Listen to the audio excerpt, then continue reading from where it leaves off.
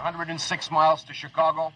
We got a full tank of gas, half a pack of cigarettes. It's dark, and we're wearing sunglasses. Hit it.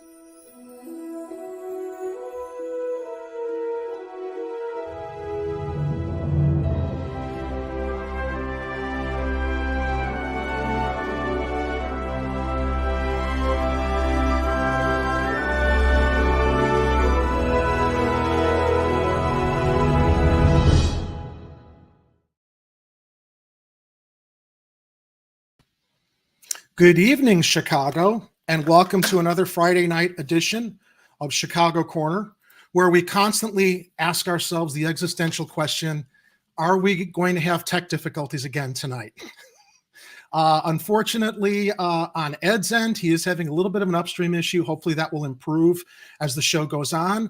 However, we are grateful that our guest that we scheduled previously, Veronica Arreola, is available to join us tonight to talk about our long-promised Police District Council interview. So people in districts all across the city, police districts, can understand a little bit more about what their police district councils do. But before I bring in my co-host and my guest, I want to share some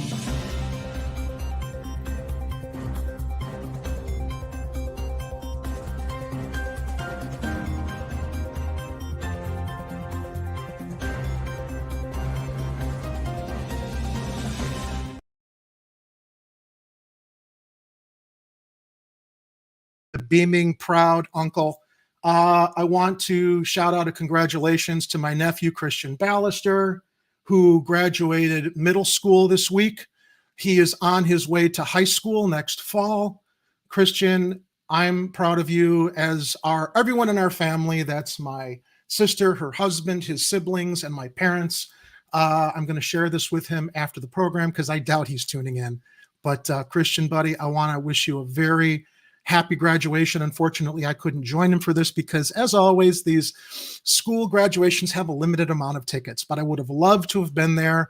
Once again, Christian, congratulations. I love you, and I'm very, very proud of your accomplishments, which are, I'm sure, the first of many to come. So with that being said, I would like to, first of all, introduce my co-host for the evening, Mr. Edward Heller. Good evening, Chicago, on the second night of the Chicago Blues Festival and a wonderful Pizza Friday, which sadly I do not have pizza this evening. Well, that's okay. I'm sure you'll have it tomorrow evening. It's a possibility. All right. So before I introduce our guest, Veronica, I want to go a little bit into some information. Actually, Ed shared this a few weeks ago. I think he did. You went through some of this before we ended up with the tech issues that prevented Veronica from joining us. But we want to give people an overview on what Chicago Police District Councils do. So this comes from the Reader.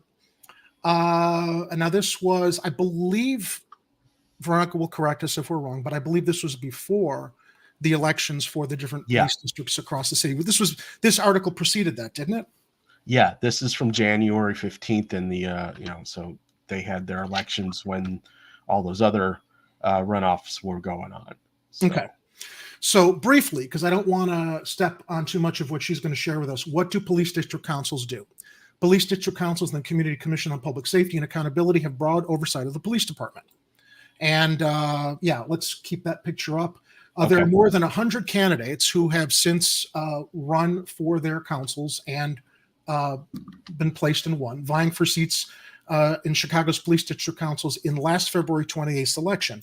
These councils, like the Citywide Community Commission for Public Safety and Accountability, acronym CCPSA, were created by the 2021 Empowering Communities for the Public Safety Ordinance, in which the City Council passed in 2021 after years of community organizing. Now, what's especially interesting and I think exciting about Veronica's service is that she is an organizer. And I think that it was her involvement as an organizer and inspiration there to see that she could do even more than organize to serve on the Police District Council certainly had to be have some bearing on her candidacy. There are 66 council seats, 3 in each of Chicago's 22 police districts. Each council is made up of a chairperson, a community engagement coordinator, and a member of the citywide committee that nominates CCPSA members. Council members are elected to 4-year terms beginning in 2023. They must live in the district and cannot have been a member of the Chicago Police Department, Independent Police Review Authority, or Civilian Office of Police Accountability, COPA, or the police board for at least 3 years before they assume office. If there's a vacancy on one of the councils, its members will submit 3 names to the CCPSA, which recommends 1 to the mayor for an appointment. The police district councils are required to hold monthly meetings to discuss policing issues. They inform the community about the work the district councils and the commission are doing and gather input from the public about public safety and policing in their communities. Now, this is a really important component because for decades, it didn't seem that aside from, I think, the CAPS programs, members in their respective communities felt like they were being heard or the police department was paying attention to the interests and the input from the local community. So I think that the police commission here with the elected representatives might have a little bit more bite. Although in my pre-interview with Veronica, she did tell me that the district that she's serving, the 24th, they're very receptive, they're very accommodating, and I should just bring her in so that I don't keep stepping on everything we're probably going to talk about here. Veronica, welcome to the program. Hey, thanks for having me. Absolutely. We're glad that we were fine. I'm trying to get this window down. Oh, There we go. There we go. okay. All right. So Veronica is the director of, let me make sure I share this right from when we spoke earlier, the director of Hispanic Serving Institution Initiatives at the University of Illinois in Chicago. Yes. Can you tell us a little bit about what your position there entails, just so we can have a little bit more background on you? Sure. So UIC is what's called a Hispanic Serving Institution, meaning our undergraduate student population is more than 25% students who identify as Latino, Hispanic, Latinx, and also we are a fairly affordable university when it comes to, in comparison to lots of other folks. And so we have this designation, and that is a entry into a lot of federal funding opportunities, but also a charge to make sure that our university really is working to ensure that our Hispanic, Latino, Latinx students feel that they are seen, and not just on campus, but within their curriculum and their classes. UIC is also one of a handful of universities that are both an HSI and what's called an ANAPISI, which is also an Asian American serving institution. So we don't have, I can't remember the last time we had a majority ethnicity on campus. So we're a super diverse campus, and we're always working to make sure that we are serving all of our students in the best way possible. And how long have you been with University of Illinois? I've been there forever. So Wow. I did my undergrad there back in the 90s and stayed around to work and serve the students there. So you're a native Chicagoan? I grew up in the suburbs and moved to Chicago to go to UIC. So before we talk about your involvement with the Police District Council, I want to share with our audience your candidate questionnaire responses as reported by the Reader prior to the February election, which I found this is great. And this is what we're going to talk a lot about. Candidate questionnaire responses. Do you have experience as an activist or community organizer? Yes. Do you have experience interacting with CPD? No. Do you have experiences working or interacting with government? Yes. Should the city hire more police officers? No answer. And we're going to get into that because I think I'm going to speculate that hopefully has a lot to do with what we talk about here on the show, a lot about not defunding the police, but reallocating resources. Because as we talk about the root causes of crime and the fact that all the money that's gone to the police department for decades hasn't made Chicago safer. We might want to consider realizing that doing the same thing over and over again is the definition of insanity. And, reallocation of resources to help communities before younger kids might unfortunately, desperately feel completely valueless, and their only option might be bad options, to make money or survive. We'll get into that. Is CPD adequately funded? No answer. CPD reform? No answer. Mental health crises? No answer. Now, they asked, what do you consider the primary role of a police district counselor to be? And you said communicating with the department on behalf of the community. And they asked, why are you running for police district counsel? You said, as an educator and parent, I clearly see how the overinvestment in policing has resulted in an underinvestment in the community. So that kind of answered the question about hiring more police officers and CPD's funding. You said, or you wrote, I believe this underinvestment results in more crime and violence. This cycle needs to be broken by new ideas, and these ideas should come from the community, especially from those who've been harmed by current policing strategies. You want to expound a little bit on that? Yeah, thank you so much. Sure. Yes, I left those questions unanswered because it was either a yes or no response, and there wasn't room for that nuanced conversation like you alluded to. Is the fact they could ambush you. Oh, she said yes or no. So exactly. Yes, we have continued to see the CPD's budget go up and up and up every year, and yet we have not seen the same kind of return on our investment in terms of safety in our communities, particularly the higher crime communities in Chicago. So hiring more police does not seem like that's the easiest answer. The harder answer are those things like investing in our schools, investing in our community organizations, ensuring that every community, particularly the ones hardest hit with violence, have enough well-paying jobs for everybody, particularly teens. I'm up here in the 50th ward, which is the very top of the city. I am too. I live in your neighborhood. What I hear every summer are complaints about people who are like, oh, the teens are just like hanging out in the parks and just like loitering. I was like, that's kind of what parks are built for, is for people to come out and hang out. And hopefully more people would hang out in parks. And then maybe, a group of teens wouldn't look so threatening if everyone was hanging out in the parks. But also, we do not have as many summer programs up here in the 50th ward for teenagers. So we need to be able to reallocate those funds and get those. We have to start seeing the investment in our youth in terms of schooling, jobs, and programming as part of our public safety plan, as anti-violence work, and is just as important as hiring more police officers. It seems, Ed and I have talked about Mayor Johnson, who we're very, very excited and hopeful for in introducing a lot programs very much in line with what you're talking about here. We know we're in a honeymoon phase with him right now. I'm clinging to hope. Look, I think that from how Mayor Johnson has represented himself and his concerns for the past 10 years, we shared an interview where he was talking about a lot of these issues back in 2013 with a panel that he did on Mayor 1%, Mayor Rahm Emanuel, and how he was calling for a lot of these types of reforms and this kind of focus on these issues. And we refer to Lori Lightfoot as kind of a speed bump because she ignored all this stuff. And now here we have, thankfully, Johnson has won. He's instituting a lot of the policies that he stood for 10 years. As far as reallocation of resources, because there's so much to talk about what impact the police district councils will have. How direct an impact will the police district councils have on the conversation regarding reallocating resources? Or is that something that's going to be more reliant on the programs or the policies and platforms that Mayor Johnson is now initiating? So I see our power is going to be a little in two different spaces. So as we have our meetings, and we've already had one, our second one is on Sunday at the Indo-American Center at 3 p.m. And what we will do is get the public's feedback on what they would like to see.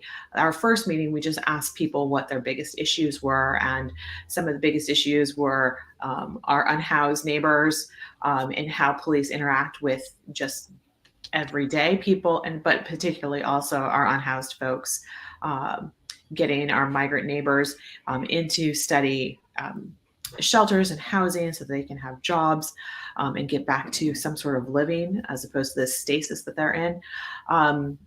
But hopefully what I'd like us to get to is having conversations around ideas on what to do. One idea that came up at our last meeting was the fact that so many, and I think Block Club wrote a piece about the disappearing basketball hoops around the city. And so if we want teenagers and young people to be productive and in a positive way, playing basketball is definitely one of those long time ways of doing that. And so if we're taking away their ability to do that, then we're taking away more things from them to be together in community in a positive manner. But then what we'll be doing is having regular conversations with the commander of the 24th Police District and keeping them up to date on what people are saying. They also are attending the meetings, mostly in listen mode, so that they can hear folks share their stories, share their ideas. And then maybe there is something we can do up here on the 24th that we can experiment and, do some reallocation of forces or people or money. And the other thing that we will be doing as counselors is also taking that information and feeding it up to the 7-person citywide commission. And this is what we're like to see. And then maybe other councils are seeing the same thing, are hearing the same thing. And then the commission, who has much more power over what budget looks like, who the superintendent's going to be, will be able to use their own power to say, look, maybe we should be doing X, Y, and Z. And then there's definitely a movement for the treatment, not trauma, expanding spaces in terms of how we address mental health crises in the city, whether or not we send the police right away, as we do right now, whether or not we only send social workers, or whether or not we send a team that has a social worker, a firefighter, and a police officer. So I spoke earlier on the fact that police districts throughout the city had CAPS meetings, which were, I don't know how often they were, but they were meetings between residents in the community and the police commanders. So, with that having been in place, I would imagine that those CAPS meetings were more interactive suggestions from the community with the police commanders. What is the difference, and how does the police district councils now strengthen what I would imagine are a lot of the same issues that were raised at CAPS meetings previously?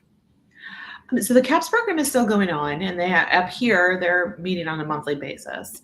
And the biggest difference is the fact that the CAPS program is run by the police, and they stand, as we like to say, they stand in front of the room. The police district the district councils are run by the community and community members who have been elected by the community. And so we're at the front of the room. And as I said before, the police who will be at those meetings will be mostly in listen mode unless we've had a conversation about there's going to be some sort of interactive conversation. So it's more about so that's the biggest difference. The couple of CAPS meetings I've been to, there've been a handful of people, maybe like 10, 12. Our first meeting had 30. So hopefully we can keep up that momentum and draw more people out into this conversation to, like I said, we want to generate new ideas. We know that we, as a council, the 24th council, know that we were not elected to solve all the issues, but to draw those conversations and create conversations so that we can figure out what those issues are, how to solve those issues. Some of the biggest things we see are that when there are incidents and we just add more cops to the formula, we had a neighbor who came and spoke at our meeting who talked about when there's an escalation in forces on the street, they don't actually feel safer. They feel more targeted. So how do we figure out a way so that we can create a safe Chicago, safe 24th district that doesn't create safety for one group of people at the expense of another group of people. So, just remembering I had a question here that I was listening to, and I wanted to refer back to what I was just thinking about. Oh, so the recommendation. Tell us about the hierarchy of how the recommendations of the district police councils are approved by the mayor. Because if I'm remembering last year when we were talking about the formation of the police district councils and the fact that there would be elections to select council members throughout all the different wards.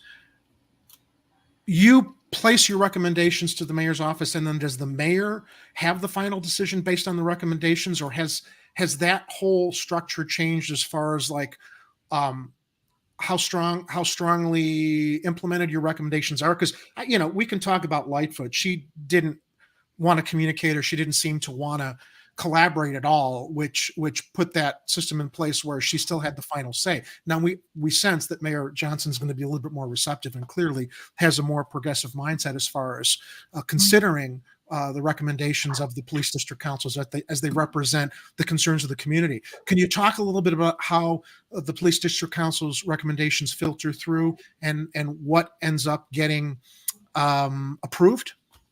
Again, it's going to be, it is hierarchical. So our conversation, our comments will be brought up to the citywide commission, the 7-person commission that was appointed last year by Lightfoot. And it's this this relationship that is, I can't think of the word right now, but the nomination folks on each council will be the folks who will nominate the people who will sit on the 7-person commission when it's time to renew them. I think at the end of this calendar year. Your influence will come in the fact that the police councils get to select the people that the mayor then has to pay attention to. Exactly. Okay. Exactly. But we will also be giving them feedback on what the community would like to see, and what they have to do. What that 7-person commission will have to do is take the voices of all 22 councils, filter that down, distill it down into actionable items, and then tell the superintendent, tell Mayor Johnson that this is what the people want to see in terms of, you want a safer Chicago, this is what they're asking for. Has that 7-seat council been selected yet? They were appointed last year. Oh, by Lightfoot. Okay. Through Lightfoot, and so they will be up for renewal, reappointment I believe at the end of this calendar year.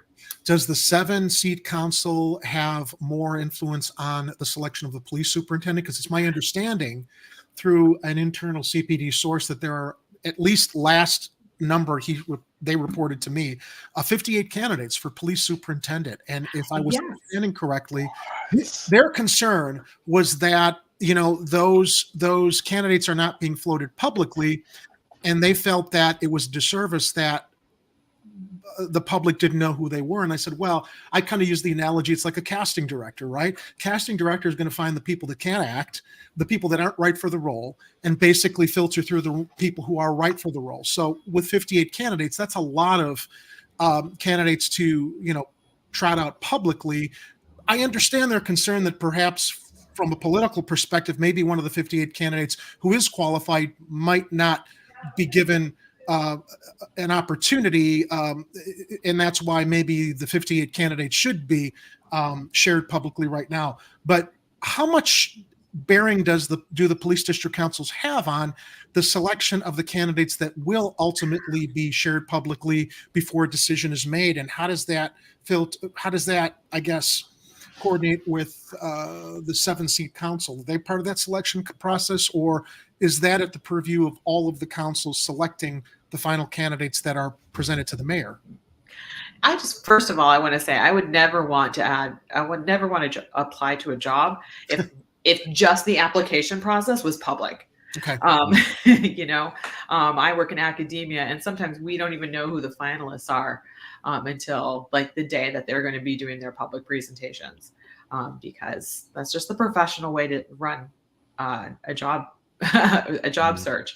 And so the 7-person commission has partnered with a search firm in order to make sure that they can handle all of the work, because 7 people can't run just 7 people can't run a search committee that's doing background checks, scheduling appointments, all of the things that go into picking people.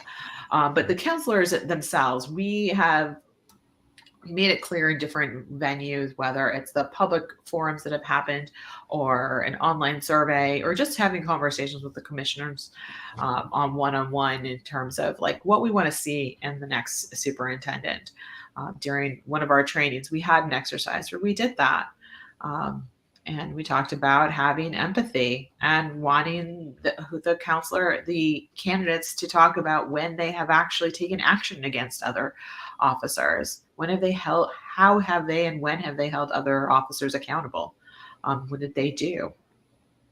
And so those 7, the commission itself are the folks who will be creating the short list, and then we'll present those to Mayor Johnson by early July, and then he has to look between those 3 folks and then choose one person.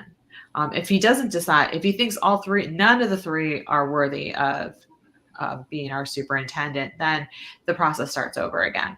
But then Mayor Johnson also has to submit in writing why he didn't choose any of those 3 people.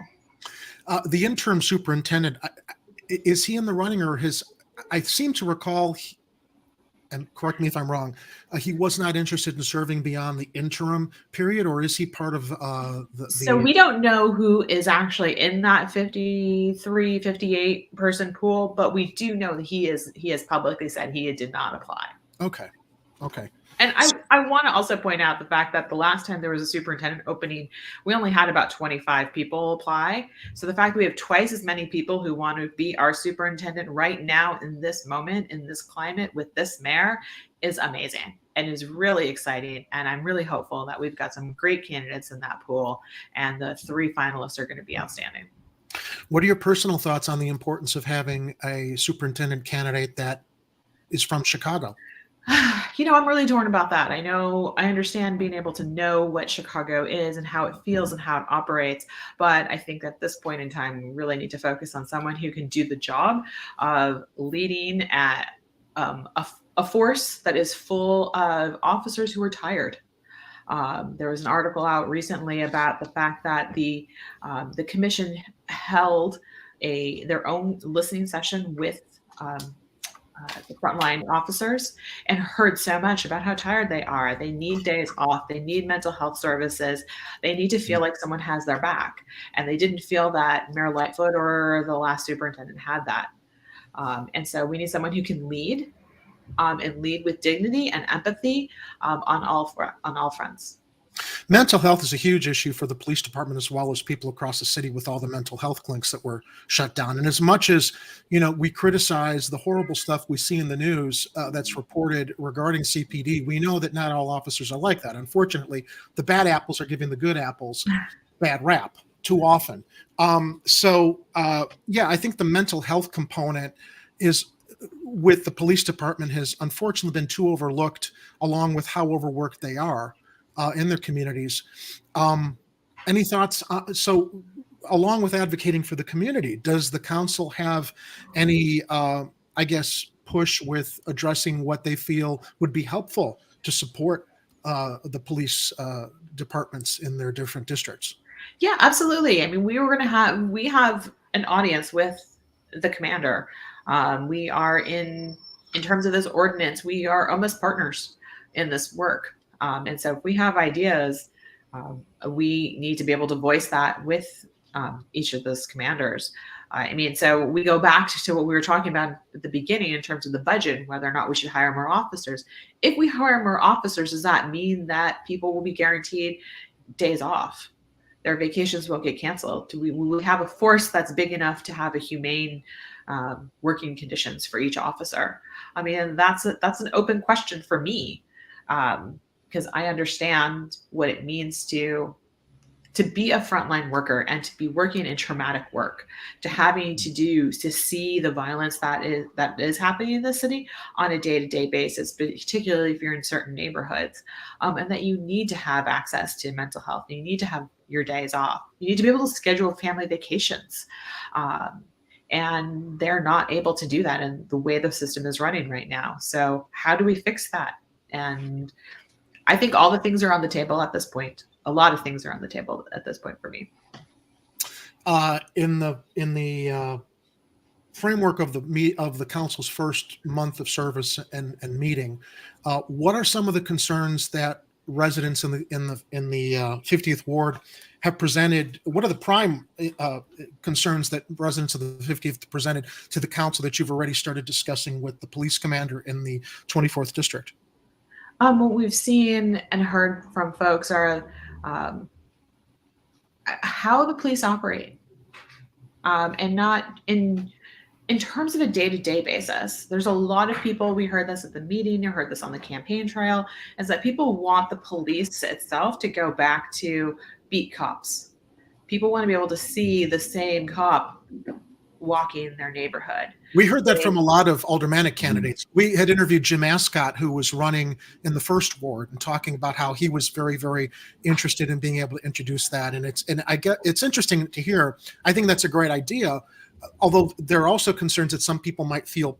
You and I talked in the pre-interview about the flip side of that, about some people might feeling profiled or intimidated because of prior incidents. So if you could talk a little bit about like the pros and cons of that, I think it'd be interesting. Yeah, I think that there's definitely a line of thought that with beat cops, we actually can reduce some of those negative interactions, because then the police will get to know the people in the neighborhood. And so the racial profiling that does happen might be reduced, could be reduced, if the officers know that actually that Black family lives in that house. And, I have a friend whose husband, who's Black, was harassed by a police officer going from his house to his car on the street. What are you doing here? Where you live? Where are you going? And he's like, I live here. Yeah. So maybe, like I said, maybe if we have cops who actually understand the neighborhood and who lives in the neighborhood, we can pull some of that down. We can reduce, put a little damper on that fire, enough to have more conversations. We have a comment from the live chat. Dominic Palella shares something. In the first meeting, the speaker said her car was vandalized and called police, but they did not come. How did your district council respond to this complaint? I guess in a larger sense, the delayed response time. Yes. So thanks, Dominic. What this neighbor had said, that their car was vandalized. The police did not come. The car was vandalized again. The police also did not come again. So this neighbor sat in their car late at night, waiting for the suspects to come around, and then saw them, called the police. The police came by and missed them. It was one of those, probably in a movie, they passed on the street kind of thing. And it wasn't a really good response. And so we're definitely, the commander was at that meeting over Zoom. Zoom wasn't working well, but we are definitely, that's in our minutes. Another counselor has met with the commander this week, and we'll be sharing that information. And we will hear more feedback from that on Sunday. One of the quirks of the council is being 3 people is that we have to adhere to the Open Meetings Act. And so we can't, 2 people is a quorum. So if I can't talk to my fellow counselors about actual business between meetings. So on Sunday, I will hear how that conversation with the commander went in terms of if there's any actual items that happened from that conversation. And if not, we'll follow up again. I can speak to my own experience in the ward here. I've had, at least I can remember one specific incident where I live on the 2nd floor. I heard some kids on the sidewalk arguing in front of my house next door. This was late at night. I really was listening from my window, waiting for the worst, for the possibility someone might draw a knife or a weapon. I immediately called CPD.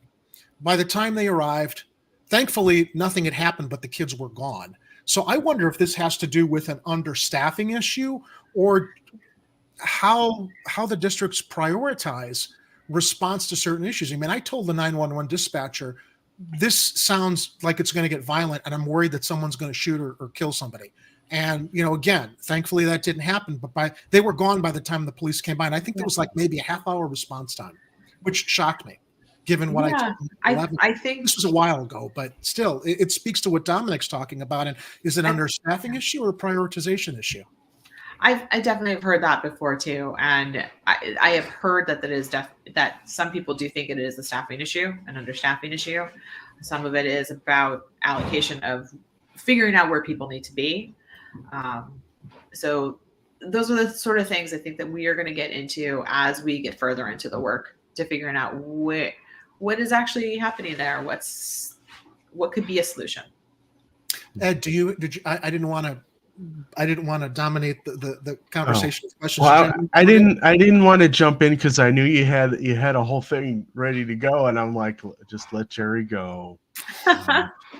I mean, most of my comments are basically, yeah, I'm pretty much agree with everything, except regarding the interviews of for the police. For what do we call police commissioner? What are we calling them? Superintendent. I kind of want someone to record all of those interviews so we can watch the blooper outtakes later. Like they really want that to be seen. Because I mean, no, obviously not. But I mean, somebody out there should do a Freedom of Information Act request now, so that we have the opportunity to see who else interviewed at some later point after somebody's already been chosen, so that we can watch and see how many metaphorical bullets we dodged with some of the other candidates. Yeah, I don't know how the process is going to go, and I don't know what's foiable. So, Veronica, what do you feel? So, as one of the three members of the council here in the 24th district, what do you feel is on your list of priorities? What do you feel is what has the most priority with the three members of the council right now that you're really pushing for? I'm curious to see what the response is from the district commander as far as what the priorities are of the council. We are working on another councilor is working on an event on July 1st at Willie White Park. I believe we're going to try and have it at 9 a.m. To try and address some of the issues that we see every summer and the spike in violence. So, gun violence is definitely up there in terms of what we're hearing from the people. Again, addressing our neighbors who are experiencing homelessness is up there as well. And then just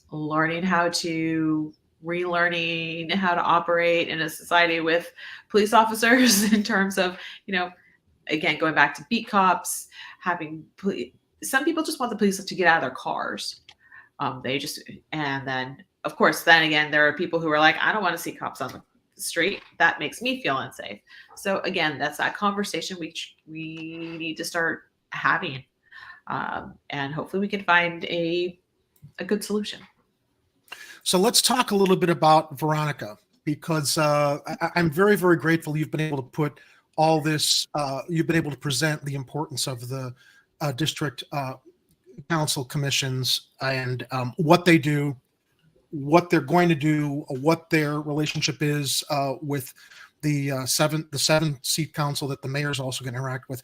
But we mentioned at the top of the show before we introduced you, one of the things that we found was very, very advantageous and beneficial of your candidacy and ultimate selection is the fact that as an organizer, you were out there before running to really know what a lot of these concerns were, not just in the communities, but I guess across the city. So can you share a little bit about your prior experience as an organizer and what part of that? I mean, this is a big responsibility that you've taken on. So talk a little bit about your work as an organizer and what was the moment where you decided you wanted to run for the district council? I've been organizing up here in the 50th ward for I don't know, for quite a few years. And the issues I've been organizing around or have been hearing in the 50th ward is mostly from an unresponsive alder, whether it was Alderman Stone or Silverstein. Silverstein at the moment. And we have a meeting with her on Tuesday to talk about the council and public safety. So I'm really looking forward to that. And also there's a sense in the ward that there's an uneven distribution of services in terms of potholes and lighting and garbage pickup and responsiveness from the office. So some of that organizing has been about agitating and trying to just get constituent services back on track around the ward evenly. Some of it has been around public safety. And as I said, I've known about the basketball hoops missing in different parks for many years. My daughter played soccer in this area, and so we spent a lot of time in the parks and noticed which parks do and do not have basketball hoops and when they start to disappear. And heard different neighbors talk about how they don't want basketball hoops because they attract a certain ilk. And so having those kind of conversations at the council level is really important.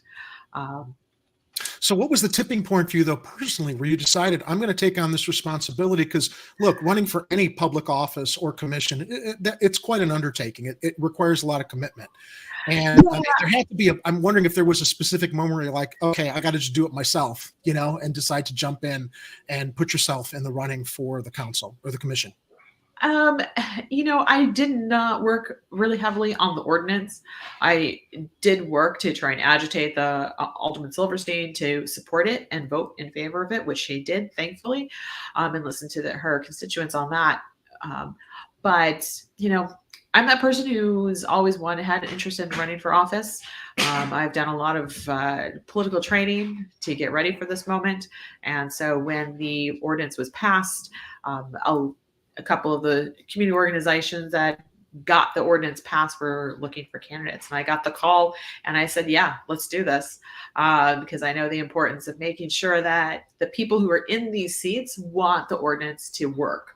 I want the council to work. I want to see the people's voice at the table when we're creating public safety policies around the city and in the neighborhood. And I know that there are people who are in these seats who don't want to see that and are going to try and muck up this process. And I'm going to try my darndest to make sure that this works as best as it can. So not only is Veronica a police district council member and an organizer, but she is an author. Yeah. And I thought that this was great, especially in light of what you've done as an organizer and, the social justice that you're advocating for as a police district council member. The book is called J is for Justice, and it is an activism alphabet for children. And the book page that we have at bookshop.org gives a description of the book from A to Z. Discover your power to speak up for what you believe in and change the world. With empowering language and vibrant illustrations, this alphabet board book calls little ones to action with big and small steps that children can take to lead the way to become the next generation of activists. I love this. I love the illustrations I'm seeing here. I'm loving the fact that, children's books are very, very important in giving a moral compass to kids, but this, can prepare them at an earlier age to understand these things that are important as opposed to just, more entertaining editorial content. So tell us really quickly, what inspired you to decide to take this venture on the side? I've been a writer for a really long time and I've contributed to different anthologies, but the idea of writing a children's book was definitely always in the back of my head. And again, this is another time where someone gave me a call and said, we've got this idea. Would you write this book? And I said, yes, absolutely. I would write this book because some of the things that are in it are sparks for kids and actually connect to kids' lives. I wrote this book for kids. So C is for clipboard, which you can see in that illustration. And it does talk about that you need a clipboard to carry your petition around to get signatures so you can change your community. And there's another letter that talks about working to have better playgrounds. And so that's definitely one of those issues that kids can really identify with, making sure you have a better, a safer playground.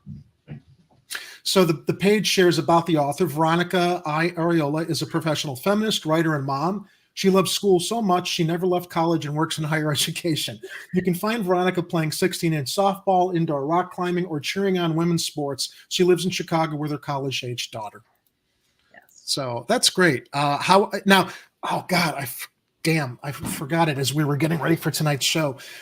Veronica had a book reading a couple weeks back, prior to when we wanted to have her on originally, and I didn't get the video. I have the video, and I forgot to have it prepped for the program here. But let's see if we can maybe put that on our Chicago Corner page, or I can edit something special with this interview segment and add it on the tail end so people can see it when we put it on. Yeah, you probably just need a snippet, not the whole thing. Yeah. That's what it was. It's like I got the whole thing, and I'm like, okay, I just need to listen. It was, I think, maybe half hour long or around that, maybe longer. I think so. Yeah. Yeah, I didn't get a chance to go through it and edit a snippet in time.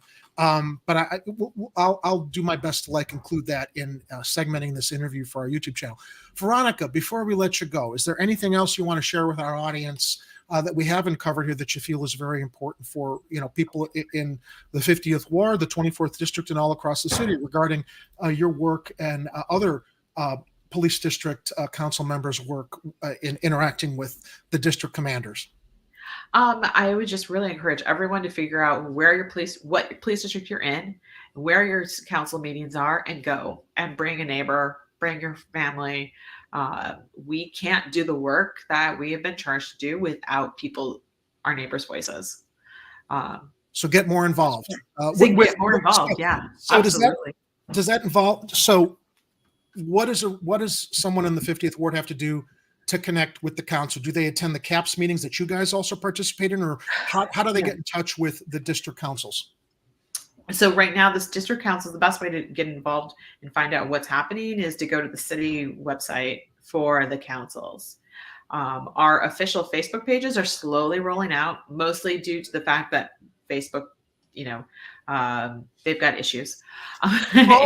We're not broadcasting there tonight as much as we'd like to, because StreamYard's telling us, Facebook has some interaction issues. So for those who normally watch on Facebook that I hope have found us on YouTube, the reason we aren't on Facebook tonight is because there was some kind of a link issue that they're not accepting the streams anyway. Our council has an Instagram. So it's an Instagram at 24th District Council, I believe, off the top of my head. And so we'll have that. And so you're streaming the meetings. Are you streaming the meetings to Instagram? We're not streaming the meetings to Instagram. We do have a Zoom option for our meetings, and refining it every time we have a meeting. If you'd like, Veronica, I'd be happy to talk with you off air later about, you can very easily put up a YouTube channel, and just, if you record the meetings, just upload them there so people can watch them, whether you want to broadcast them live or if there's somebody there just taking video. At least it'd be nice to have an archive. I mean, I haven't seen the City of Chicago page to see if they're archiving videos there, but could be helpful. I'd be happy to help you out on that if that's an option that you guys want. Okay.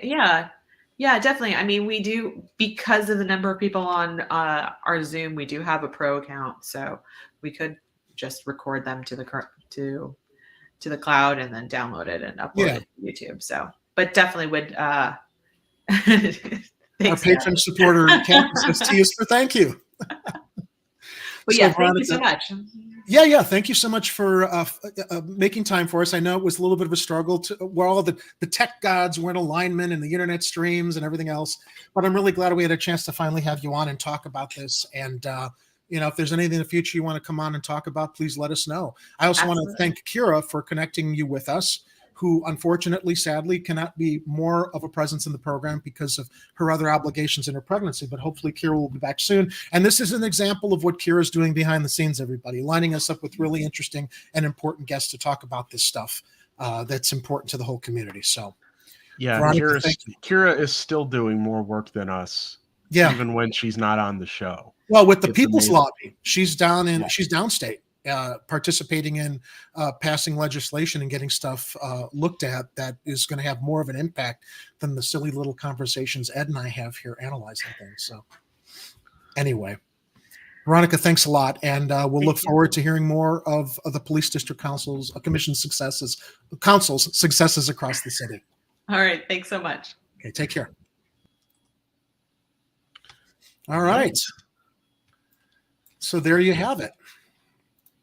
We finally pulled it off, getting Veronica on the program around all of our third time's a charm, Jerry. Yeah, let's chalk it up to that. Well, that was fascinating. Yeah, I mean, when we saw that these elections were happening, we felt that this was definitely a step in the right direction, because there were our perception was that there were a lot of more progressively leaning candidates that were participating in the debates before the elections that ultimately ended up being selected for service.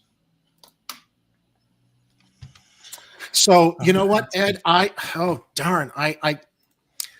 Ed's going to vamp for a moment. I will be back in just a second. Oh, okay. Well, let's cross our fingers, ladies and gentlemen, and hope that my stream connection holds out while Jerry does what he has to do here. But while I am on full screen, oh darn it! I told you it was just a second, because this relates to our next story. But before we get to our next story, I want to let all of you know that we appreciate you tuning in and watching us on any platform you're watching us on. But if you want to support this channel, you can support us at patreon.com/Chicago Corner. Any amount is appreciated, but if you donate at least $5 a month, you get an extra perk, and that is the opportunity to come and be a guest on our show. And so, I mean, it is possible that you'll actually get to talk with Dummy Trump. This next story is a witch hunt. I'm here to tell you, whether they throw me in jail or not, I will be running in the 2024 election. Make no mistake, you can't get rid of me this way. Anyway, Dummy Trump is here. Since I spent a lot of money on this cultural moment prop, I figure I gotta I mean, if you got a story with Short Fingers McBigley pants in it, you gotta bring the dummy out for that. Those are the fingers. Short fingers. They're the best fingers. Ask all of the women I've harassed. Okay, I went too far with that. Regular size palms, short stubby fingers. Anyway, how about look? As we've talked about in the past, this is our national news segment of Chicago Corner, where Chicago Corner is not just focusing on Chicago issues. Chicago Corner is now about news from a Chicago point of view. And big news this week, to no one's surprise, former President Trump was indicted. We've been promised this for so long.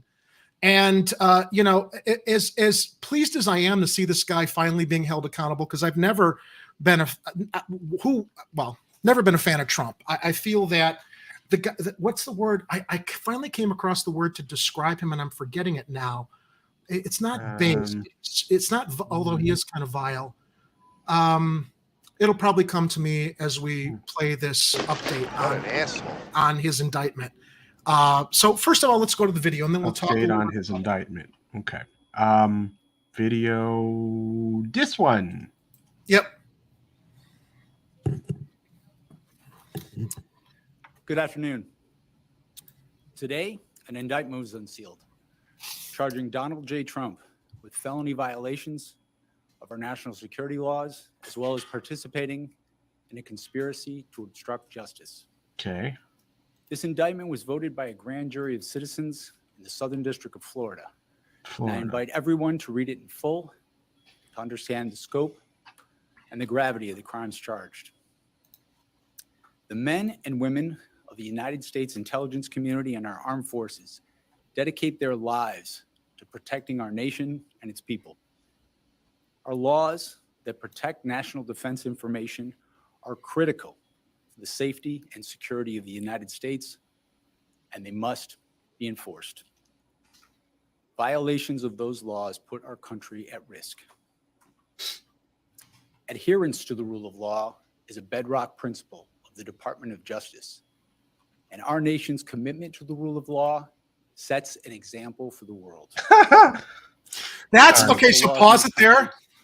That's what I found fucking hilarious. No, it doesn't. Because look, like Trump or not, this is it a political witch hunt?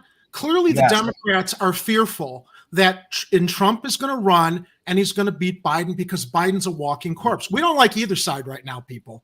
But yeah, I mean, with what we're going to segue into after the Trump story with the Biden investigation, the corruption. No, this is a very selective legal process here in the United States of America. As far as no, we are not an example for the world, because those at the top who can abuse the loopholes of the law and abuse the law for political agendas, that's what this is about. There's no equal justice in the United States. Go ahead, Ed. Actually, let me correct that. We are an example, a bad example. Yes. This guy making that statement just made me laugh out loud when I heard it. Yeah. Because if that were the case, we would have as much attention on the Biden scandal right now with the money that they were paid off from China, both Alzheimer Joe and his degenerate son Hunter. Applying those laws, collecting facts, that's what determines the outcome of an investigation. Nothing more and nothing less. The prosecutors in my office are among the most talented and experienced in the Department of Justice. They have investigated this case hewing to the highest ethical standards. All right. And they will continue to do so as this case proceeds. It's very important for me to note that the defendants in this case must be presumed innocent until proven guilty beyond a reasonable doubt in a court of law. To that end, my office will seek a speedy trial in this matter, consistent with the public interest and the rights of the accused. We very much look forward to presenting our case to a jury of citizens in the Southern District of Florida. In conclusion, I would like to thank the dedicated public servants of the Federal Bureau of Investigation, with whom my office is conducting this investigation and who work tirelessly every day upholding the rule of law in our country. I'm deeply proud to stand shoulder to shoulder with them. Thank you very much. And of course, I'm looking at thesaurus.com and can't find the exact perfect word I remembered like not too long ago that I'm like, yeah, this is essentially what Trump is to me as far as why I can't stand him. Let's go through the list of thesaurus. Vile, appalling, contemptible, depraved, despicable, disgraceful, disgusting, horrid, immoral, miserable, nasty. Look, yeah, you can apply all of them to him, although you can also apply those to all of our other presidents who've hidden behind the veneer of the Oval Office as being, their shield from greater examination. I think the reason the Democrats, and I've said this before, hate Trump so much is because he's essentially pulled back the curtain on how horrible and how corrupt all presidents are. But he made it more. He basically made it more fashionable for people to accept in his bad behavior. Art shares he's not going to serve any time, and any of these indictments won't matter enough to really do anything to him. Miguel H. Yeah, actually, those words I would apply to both.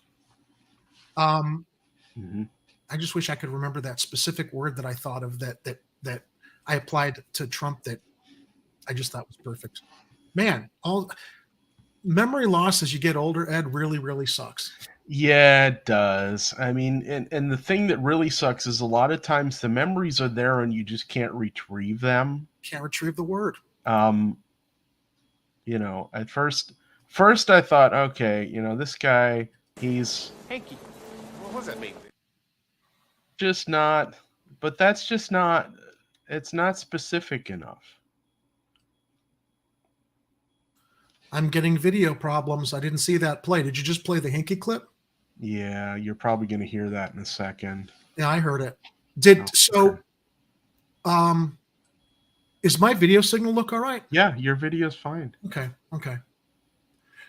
So Paris Schutz had something to say about this, and actually Ed shared this regarding the indictments as far as Trump is his own worst enemy.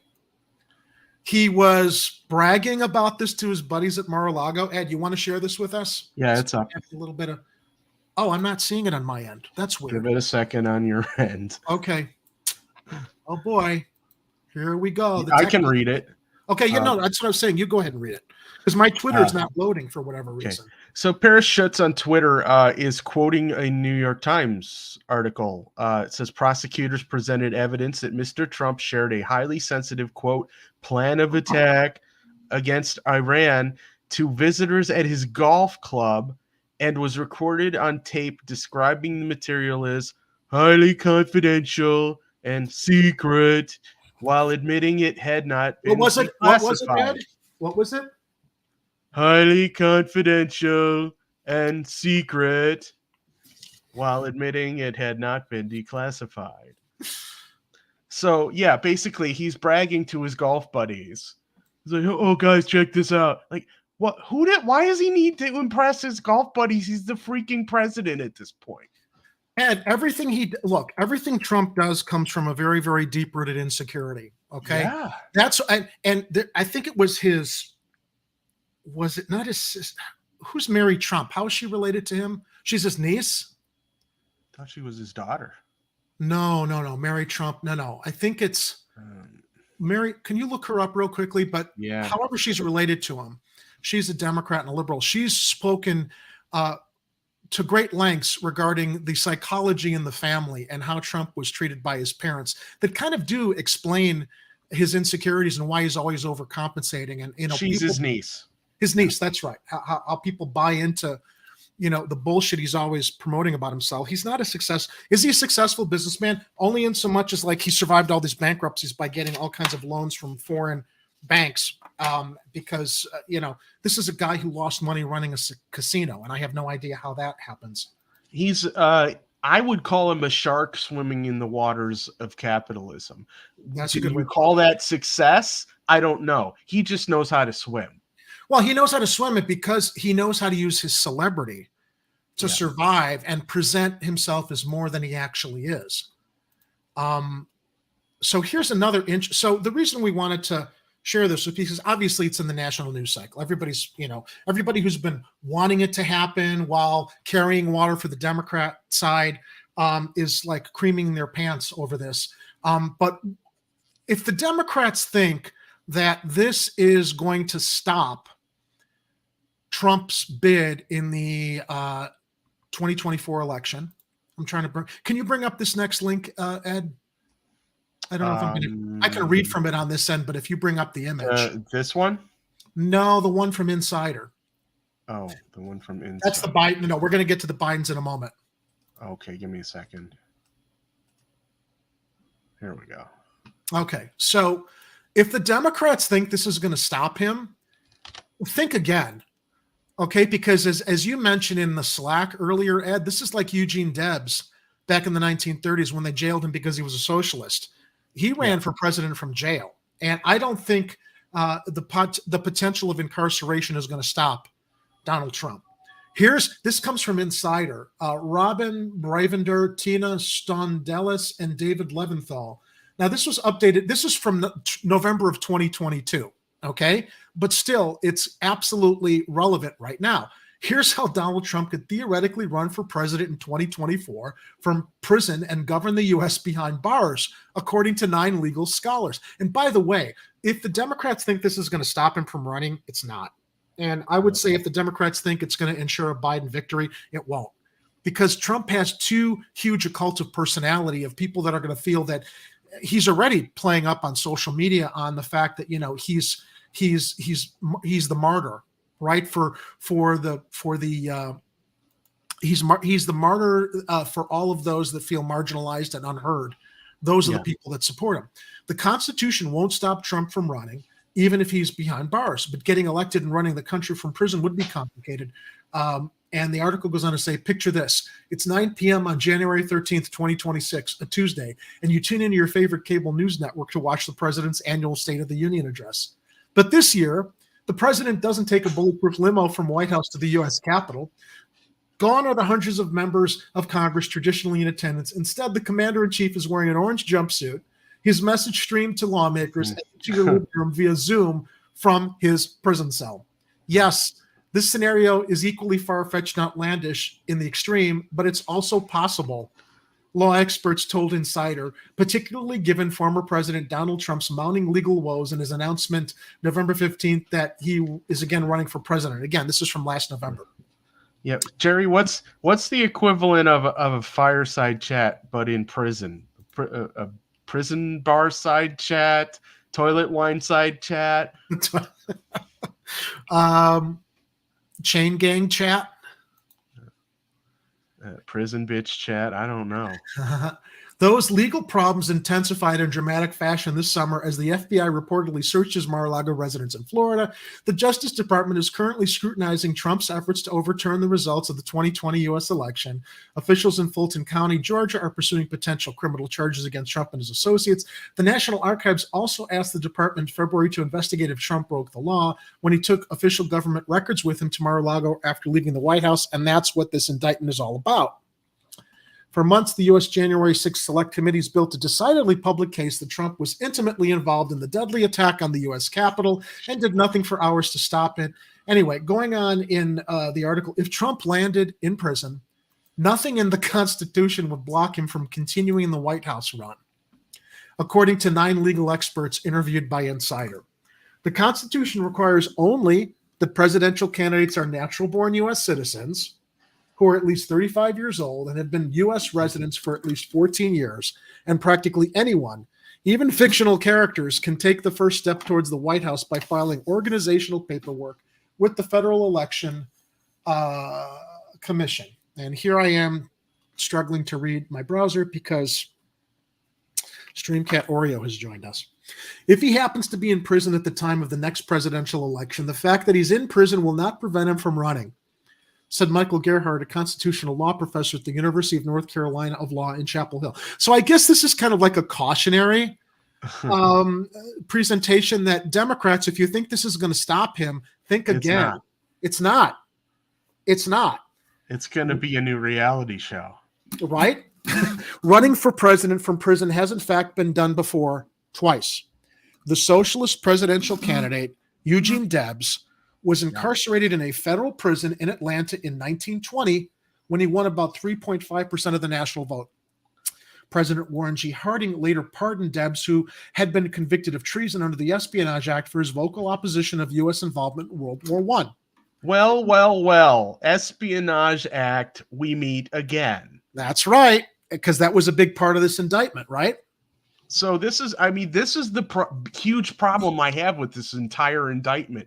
It's not about what Trump did or didn't do. It's about the fact that someone is using for political purposes the Espionage Act, which should have been repealed decades ago, maybe more maybe a century ago, and it's being misused for political purposes. We already know that they're using it to keep Julian Assange in Belmarsh prison. That's right. For basically doing journalism. He should not be in there.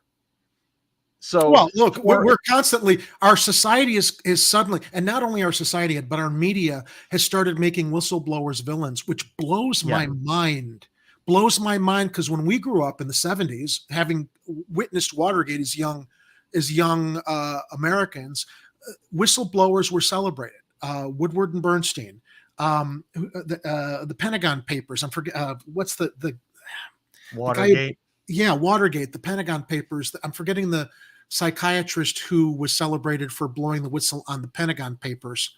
I'm sure someone will update me in the chat. But whistleblowers are an important part of rooting out corruption, so that we're really living in a free society. And our government officials, from Obama to Trump himself, have been villainizing whistleblowers who serve a really, really important function in our democracy or republic. Yeah, and so here we are again. This time they're using the Espionage Act on Trump. He's probably got a number of things they could prosecute him on without using the Espionage Act. The fact that this is just It's low-hanging fruit for them. Yep. And the fact that Merrick Garland doesn't even see the irony here, when people have been calling forever for them to drop the charges on Julian Assange for the Espionage Act, because for one, he's not a citizen, and for two, he's just doing journalism.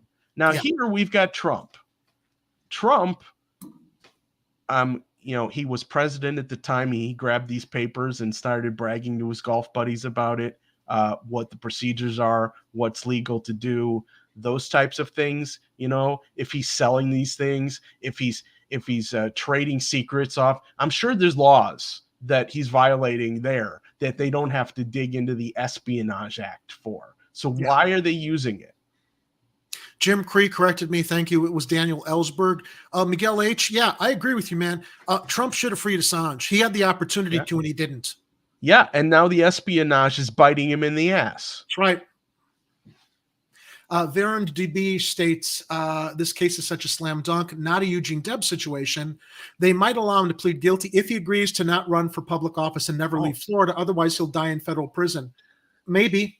Sure, but if they do that, then basically they've shown their hand. Yep. We've already heard that Maddow essentially came out and said that that's what they're doing. Did she? Maddow did? Yeah. So, I mean, this is literally a political stunt. Yeah. And regardless of, what else is involved with him being prosecuted here, if he needs to be prosecuted for whatever, fine. But the fact they're using the Espionage Act and that it's clearly politically motivated in order to impact a future election, I mean, that's a problem. What is especially just so contemptible and hypocritical about this situation, Ed, is let's take the time machine back to Hillary Clinton's server and all the emails that do we have to? Okay, hold on. No, we don't. But I mean, Jerry, all before guilty. we do that, I got to top off my beverage here because okay, I'm drinking coffee tonight. So she 31,000 emails deleted. Yeah, to protect herself from probably being investigated and charged herself. And that wasn't a Republican witch hunt. I think that was a very, very legitimate investigation. Well, yeah, I mean, it was both, but okay, yeah, it was both. It was both. But here and then, instead of like holding both sides accountable, as we should, it's only used for political advancement. Yeah, and the sad part is it's just little team sports things. It's little cliques inside the corporate duopoly where one team is like, well, we want our people to be in charge and we want to do the things we want to do. And have then the more other power. side, right? It's Have a more power struggle. It's an internal power struggle between all the corporate influenced politicians, and who none of them give a crap about us. They don't care about you. Dominic shares, all laws are nothing more than words on paper that are interpreted by the people in power after each election. They are the ones that decide if any law should be enforced or ignored.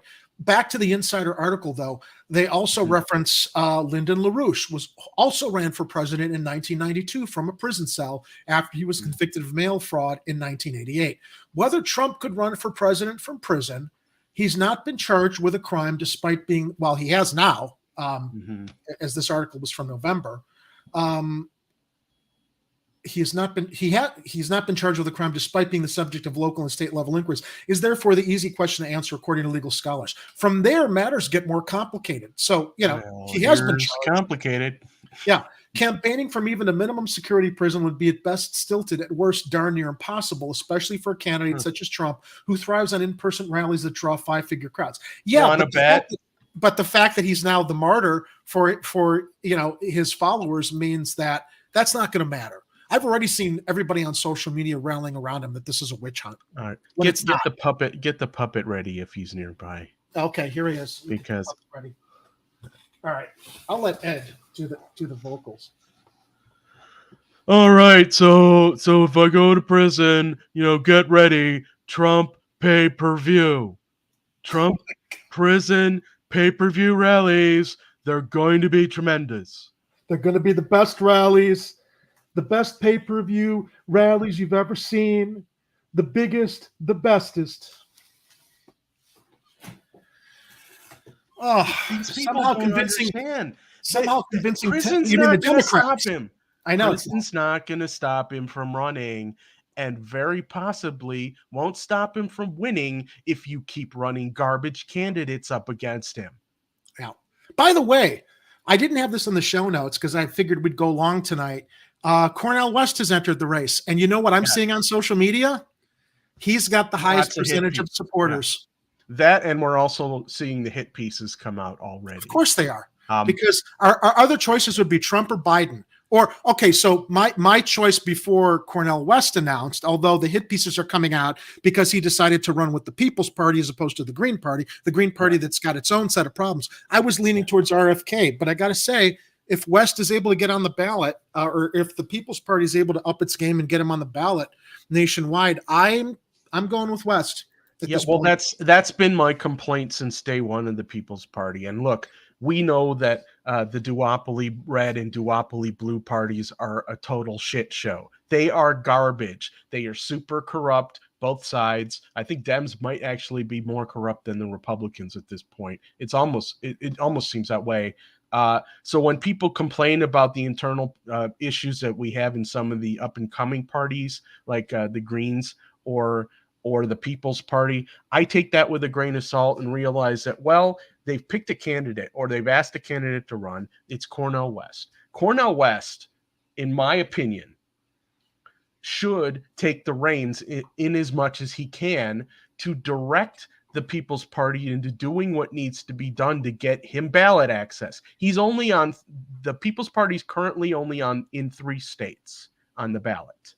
Now they could do a massive public ballot access drive where they go and get as many people, to either volunteers or anybody else, to go and get signatures to get ballot access in as many states as possible. And even if he doesn't get 50 states, if he can get a good number of states where he can actually get the support and get people to start voting, he may not need to get all 50 states in order to get a plurality if he gets the right people in place to vote for him. Because here's what it is you've got this in the Democrats primary, they have those super delegates, and so you're already rigged if you try to run inside that party. They're going to pick whoever they want to pick, and if you got an up and coming challenger, like we've learned from like Bernie Sanders, for example, two elections in a row, we know that they're going to kneecap him any way they possibly can so that he can't get up and over for the nomination. So people saying, oh, you should have run Dem, or you should have run, on some other, look, you're not changing that party from with nobody is. No, you can't. Bernie's experience proved that. The guy was ahead in the first 3 primaries in the last election, and historically, the candidate who wins the first 3, not the primary, the first 3. God, why am I completely free? He won New Hampshire, Nevada. No, primaries. The Iowa, yeah, and then caucuses, primaries. Caucuses, that's right. And then Obama came out and got everybody to coalesce around Biden. And completely legally rigged it is what they did. They basically kneecapped him. So you can't change the Democratic phone call. Right. You can't change the Democratic Party from within when you've got those at the top doing everything they can to knock the guy off who won the first 3 caucuses, who should have legitimately carried through because they saw what a threat he was to actually changing and challenging the status quo. Yeah, and to jump onto the other side of the duopoly coin for a second, I don't think anybody is going to be able to challenge Trump if he wants to run. He's gonna get the nomination. It's going to be really hard for Republicans to overcome that. I mean, maybe if he's behind bars when the debates start, maybe that will give him a little bit of a problem. But like we said, Trump pay-per-view. somehow convincing tens of millions of Americans that an incarcerated septuagenarian was fit to lead the free world would prove an equally monumental challenge. But say voters decided to elect and imprison Trump anyway. From prison, Trump would be subject to the same rules as other prisoners, which could restrict their communications and ability to appear at events. That wouldn't stop Trump, though. I mean, if the needs of the presidency, if he was really considering the needs of the presidency and representing the American people instead of himself, and this happened, he wouldn't run. But we know that's not Trump. Trump is always putting his own interests and his own vanity and his own ego first, which would restrict their communications and ability to appear at events, said Barbara McQuaid, a law professor at the University of Michigan and a former U.S. attorney. He would need to rely on proxies to campaign for him.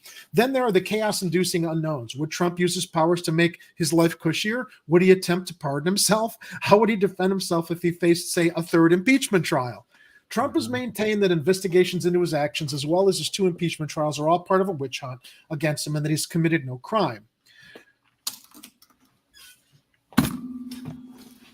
Our country is broken, our elections rigged, corrupt, and stolen. Our prosecutors are politicized, and I will just have to keep on fighting like I've been for the last 5 years, Trump said in a statement in last May. Asked about whether Trump would consider running in 2024 if he were incarcerated, Trump spokesperson Jason Miller told Insider last year, "This is legitimately the stupidest press inquiry I've received in 2021. But Miller has since left his post as Trump's spokesperson to launch a tech startup. All right, so we talked about the challenges that he could potentially run from prison. Ed, can you bring up the next story, because I want to get to the next link. Because let me open this up on this end too. In the meanwhile, let's get that video up. Yeah, let's get that video up. Okay. Yeah. Because meanwhile, The Oversight Committee released its findings following a months-long investigation into Hunter Biden and his family. Chairman James Comer alleges the Biden family received millions of dollars from foreign entities in Romania and China. Before the report was made public, though, a White House spokesperson released a statement saying, in part, quote, Congressman Comer has a history of playing fast and loose with the facts and spreading baseless and new. Pause it for a second, Ed. I wanted to start running this video because Veron DB remarked he broke the law. There's no both sides here. The fact that most people hate him is just kind of extra nice. Yeah, it is. But let's take your statement here and also apply it to the Bidens. Look at how already they're spinning the scandal with the Bidens because of the Republicans are trying to investigate Biden in the same way the Democrats have taken aim at Trump. To Ed's point earlier, there's no difference. Okay, if the Trump investigation is a political witch hunt, is the Biden investigation a political witch hunt? Because I'm thinking that the Bidens broke the law too, as much as Trump did, which means both candidates should be barred from running in the next election because there are too many questions around their corrupt activities. Yeah, this isn't a partisan issue. Neither of them should. Yeah, if both of them have broken the law regarding any number of things related to politics or the influence of elections, whether perceived or obvious, they should not be able to run again. And Kathy Powers does bring up an interesting point about Cornel West. Yes, he's 70. So yeah, we want younger candidates, but younger candidates aren't putting up with this bullshit right now, unfortunately. At least not ones that are getting onto the ballot. But we'll see. Maybe somebody will surprise us, come out of nowhere.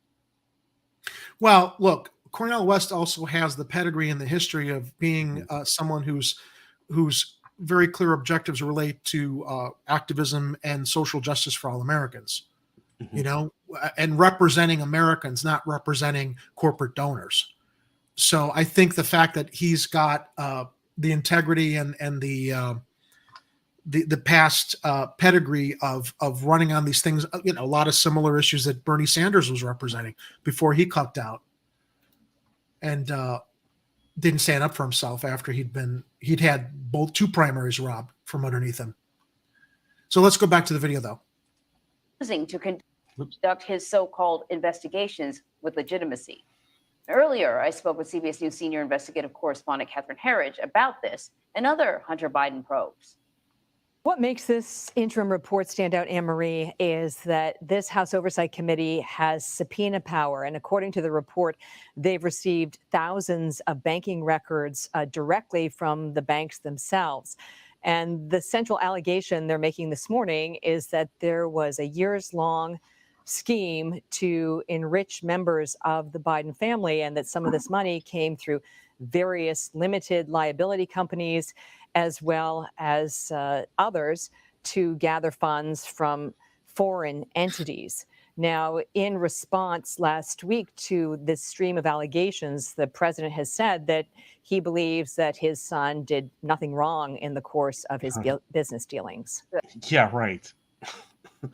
We know that the whole thing is just a gigantic 16-piece deep fried bucket of shenanigans. I want to share something with our viewers that are carrying water for the Democrats because the Democrats aren't bad Orange Man. This is a clip from a movie from the 1990s, okay? But it is as relevant now as it was back then, even more so. And I'm surprised a lot of people don't remember this movie. But I clipped this because as I was reviewing the shenanigans of the Democrats and how, mass media is dismissing the potential powder keg of what the Biden family is involved in, because everybody just can't stand the ego and vileness of Trump, although I think the Bidens are just as vile. All right, let me share this. This is from Warren Beatty's movie Bulworth, where he played a senator running for office. I forgot all the specifics of the movie. I think he finally he had a crisis of conscience where he just said, screw it. I'm going to be honest with the American people. This is not any different. This reflects, I think, where we still are. Any questions? 4 years ago, you promised us federal funding to rebuild our community. What happened? Well, what happened was that we all knew that was going to be big news for a while, so we all came down here, Bush, Clinton, Wilson, all of us. We got our pictures taken, told you what you wanted to hear, and we pretty much forgot about it. We can't get health insurance, fire insurance, life insurance. Why haven't you come out for Senate Bill 2720? Well, because you haven't really contributed any money to my campaign, have you? You got any idea how much these insurance companies come up with? They pretty much depend on me to get a bill like that and bottle it up in my committee during an election, and in that way, we can kill it when you're not looking. Are you saying the Democratic Party don't care about the African-American community? Isn't that obvious? Hey, you got half of your kids out of work and the other half are in jail. Do you see any Democrat doing anything about it? Certainly not me. So what are you going to do, vote Republican? Come on, you're not going to vote Republican. Let's call a spade a spade. I mean, come on, you can have a billion-man march. If you don't put down that malt liquor and chicken wings and get behind somebody other than a running back who stabs his wife, you're never going to get rid of somebody like me.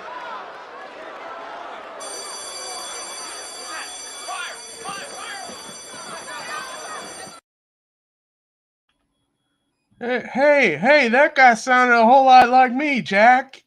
What's changed? I love Miguel's comment here. Yeah, seems like there were more political movies made in the 90s than nowadays, right? Yeah. Big time. Yeah, really, what's changed? I forgot that movie. I came across it while I was looking up. I forgot how I came across it again. But I remember that scene, and it's nothing's changed. If it's worse now. Especially to Miguel's comment that you don't see many political movies pulling away the veneer that presidents rely on to just cover up their corrupt ways and the scandals that we're looking at right now with both the Trump's previous administration and Biden's current one. Yeah, the dogs started on Congress. Yep. So yeah, look, here's what I say. Okay, I don't have a big problem with these charges and the indictment being filed against Trump. But I want to see the same charges and investigations filed against the Bidens. And I want some clarity on this scandal with all this money and all of these transfers and stuff that should disqualify him from running in 2024 also. Yeah. So that's my point. I don't think it's I don't think it's presumptuous of me to say that it is the official position of Chicago Corner that neither Melty Joe Biden or Donnie Shortfingers McBigley Pants Trump should be qualified to run for president again. And to Miguel's point, yes, go West. Let me just read a couple more points from, let's see, this was from CBS News in Atlanta regarding the Republican investigation. So people that might not know all the details. New bank, well, they said it in the video we showed. New bank records cited in the memo were obtained by the committee through a subpoena and included payments made to companies tied to Hunter Biden. Now, let's talk about really quickly Hunter Biden. There's been so much revealed about this guy on social media, from the laptop that he lost, that he left at a shop, that shows that this guy might be involved in all kinds of other concerning, scandalous activities with underage individuals. The stench around the Biden family right now, with how his father just seems to like condone and excuse that shit. Where there's smoke, there's fire, is all I'm going to say. You know, there were so many complaints, or there was so much criticism against Trump's kids, rightfully so. And I think there's just as much criticisms raised against Hunter Biden and the complexities of this investigation that show that there was probably a lot of complicity between old Joe and his son Hunter with these payments that came from China. And the fact, what experience did Hunter Biden have to be on any commissions in international countries to earn the salaries that was probably actually payoff money while Joe was vice president? Yeah, nothing other than being a senator and vice president's son. The foreign payments raised questions about Hunter Biden's business activities while his father was vice president, but the committee does not suggest any illegality about the payments from foreign sources. The bank records by themselves also do not indicate the purpose of the payments that were made. Uh-huh. Anyway, the latest report does not show any payments made directly to Joe Biden, either as vice president or after leaving office. Now, Comer's been publicly teasing information for months about the paper trail committee Republicans have uncovered through subpoenas sent to multiple banks and trips to the Treasury Department to review records. You could just as easily change Comer to Democrats about publicly teasing information for months about the paper trail committee that Democrats have uncovered through subpoenas sent to multiple banks and trips to now indict Donald Trump. The walls are closing in, Jerry. They're still closing in. I don't know, but you know, as a member of the media, I have to tell you the walls are closing in, and then I have to come back months later and tell you they're still closing in. So it's like, if you guys are familiar with the first Star Wars movie, some of you know it as Episode 4, the part where they fall into the trash compactor and those walls are closing in. It's like that, except it takes 12 years. Yeah. So cinephile, or do you say cinephile? And the live chat, Arturo Medina, filmmaking used to be braver back then. It was before we were required to be woke. Yep. Yeah, look, a movie like Bullworth could not be made, or nor Wag the Dog could be made today. Do you know, I was musing over the fact, or I was reflecting on the fact that I haven't seen a good movie from Oliver Stone for a while. Why do you think that is, Ed? It's because nobody wants to finance that's why he went to Russia and interviewed Vladimir Putin for a series of, I thought, very fascinating interviews that ran on, I want to say Showtime, I think it was.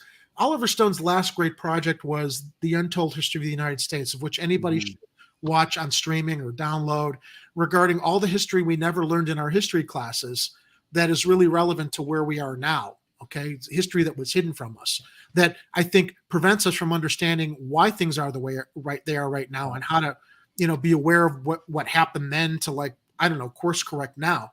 The other reason, Jerry, that Oliver Stone is probably not getting funded for movies right now is because he did one called Ukraine on Fire, which is difficult to find. But if you look, I think some people have it archived over on Odyssey and a few places. It's an eye-opening expose on the situation in Ukraine before the media decide to completely reverse their position on everything and start propagandizing everybody in support of a proxy war. I've heard of the documentary. I hadn't had a chance to find it or watch it, but have you seen it? I saw part of it. I didn't get to watch the whole thing, but it's called Ukraine on Fire. Was it focused at all on NATO as they're involved in this proxy war for the U.S.? I'm trying to remember. I don't remember the specifics, but I do remember them covering the situation during, I think during the 2014 situation in Ukraine with the Donbass region. Without getting too deep in the weeds there, I'm saying, these are. I mean, anytime a director wants to go and do something that might be considered controversial or against what a mainstream state narrative might be, or in other words, truthful, or objective, truthful, or something that uncovers information that somebody doesn't want out there. You're going to have problems getting that produced and or distributed. Well, produced, number one. I mean, it costs a lot of money to make a movie, documentaries too, let alone make sure you can get some distribution, which is why Ukraine on Fire is not widely available, because no one wants to distribute it, probably because of exactly the fact that Stone is sharing some uncomfortable and awkward truths that mainstream media or the ruling class and the status quo doesn't want out there. Yeah, and so naturally that movie is censored. It was taken off of YouTube. So. Do you know another documentary that was censored that a friend of mine was sharing on Facebook that you really have to dig deep to find, but is apps? I mean, I remember when I first heard about that documentary, and I thought it was nonsense because of all of the allegations against the principal subject in the documentary, who was a doctor. It was called Plandemic. Are you familiar with it, Ed? I'm familiar with the name. I don't think I saw the video. Yeah, Plandemic was basically sharing everything we've since come to discover is truthful regarding the pharmaceutical companies. I take that back. I think I did watch the first 10 minutes. Yeah, I remember when it came out, I dismissed it. I'm just like, oh, she's a crackpot, because first of all, you couldn't find the documentary because it was so against the grain of what the government had, what our government had determined was allowable to be shared regarding the pandemic and the virus at that time. But the doctor was smeared, and everything I read online about him, like, oh, she can't be trusted. Well, it was a smear campaign, because everything that she shared in that documentary has since come, I think, to be proven very true. And it's interesting how at that time I was just as susceptible to believing that she was a crackpot, that, you know, specific things regarding her past. They had shared some things regarding her work as a doctor that, you know, they claimed that she was a crackpot or she was suspect, or there were some allegations against her that discredited her. It's like, it didn't matter. And I don't think that the allegations that they made to discredit her were actually solid. It's just all the social media platforms from Facebook to Twitter to YouTube removed that documentary. And if you dig deep for it, you can probably find it now that we've discovered that the virus of unknown origin probably did leak from a lab in Wuhan, whether it was intentional or not. This wasn't something that naturally happened. Anyway, speaking to the whole point of like propaganda and what objective and honest documentaries are constantly subverted to basically keep people stupid and drive the narrative of those in charge. Arturo shares, the independent market is still brave, but are too poor to still get any notice on a hardcore feature subject. Studios want streaming content that is Disney Plus friendly. Speaking of Disney Plus, one of my favorite movies from the 1970s is The French Connection. And apparently Disney, that now owns Fox, have removed some lines or scenes in The French Connection that were racially insensitive but reflective of the times. They are now editing movies for their streaming services. They're not letting movies stay intact.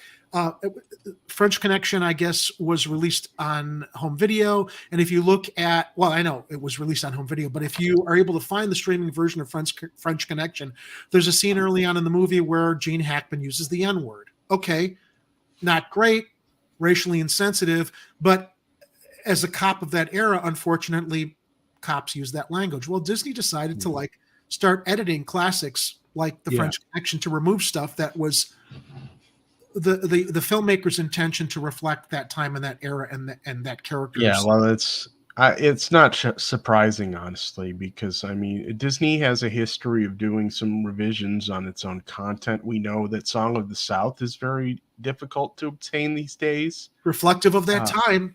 Why do you need to subvert and hide? I mean, you can learn from what was accepted then that shouldn't be accepted now, if anything. Yeah, which is it's weird though, because it's like that Zippity Doo Dah song that comes from that movie. It's everywhere in Disney's marketing, or at least it was. But they had stopped letting that movie come out, and for whatever stereotypes that were available. And I understand that, but I mean, if you have a person paying for your streaming service and they want to be able to watch the original cut of a movie, you should make both versions available. Dude, there shouldn't be both versions. Okay. The director, William Friedkin of The French Connection, who directed that film, directed it a certain way. Nobody should be tinkering or re-editing his film from the 1970s just because they now own that library. I generally agree with you there, but if you're on a family oriented streaming platform, you might want to have versions that are family friendly. TV channels used to edit movies so they could show them and comply with the FCC. Okay. I'm not saying it's right. I know. But here's the I'm saying it's happened. Disney bought the Fox film library. You can't find French Connection on US Disney Plus, because US Disney Plus still wants to present itself as a family streaming platform. But Disney Plus makes The French Connection available in international markets under a mature section of the Disney Plus streaming site internationally. So if you can only access it through the mature link on Disney Plus because they own the Fox film library, why do you still feel the need to edit it and change what the original artist, the original director's intention was with that film? That's the issue. Edited for TV. Yeah, edited for commercial TV. Yeah, I understand it there. That's not the question. We're talking about streaming platforms that you're paying a premium for, that are deciding how to virtue signal and prevent you from seeing something as it was originally created and conceived. Yes, and this is, Miguel, thank you for putting your finger on what I'm trying to get to here. It's revisionist history. Disney's engaging in revisionist history. So... But all right, so we kind of went off the road there, but let's bring up the next story. Let's bring our show back to local news. If you can get that video up. Yes. Where is that video? Oh, here it is.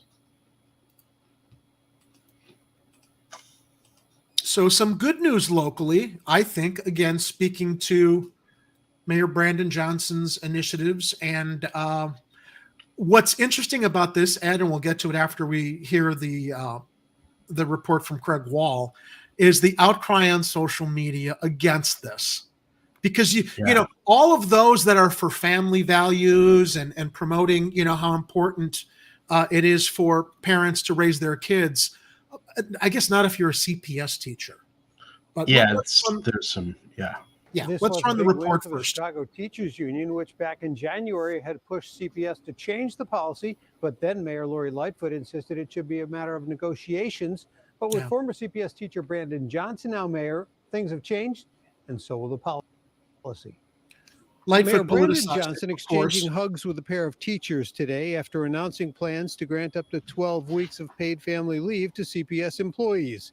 It gives them the same time off provided to some 32,000 city employees under a policy that went into effect for them last fall. With the creation of this policy, our teachers and school leaders can not only show up for their students, but for their own families. The policy would grant leave to eligible employees, whether they grow their families through birth, adoption, or fostering, and it would apply to either parent. One teacher getting emotional sharing her story, she had to step away from teaching after the birth of her second child. 6 weeks is just not enough time, no matter what path you had to take to become a parent. The expansion to 12 weeks of paid leave would have transformed my life.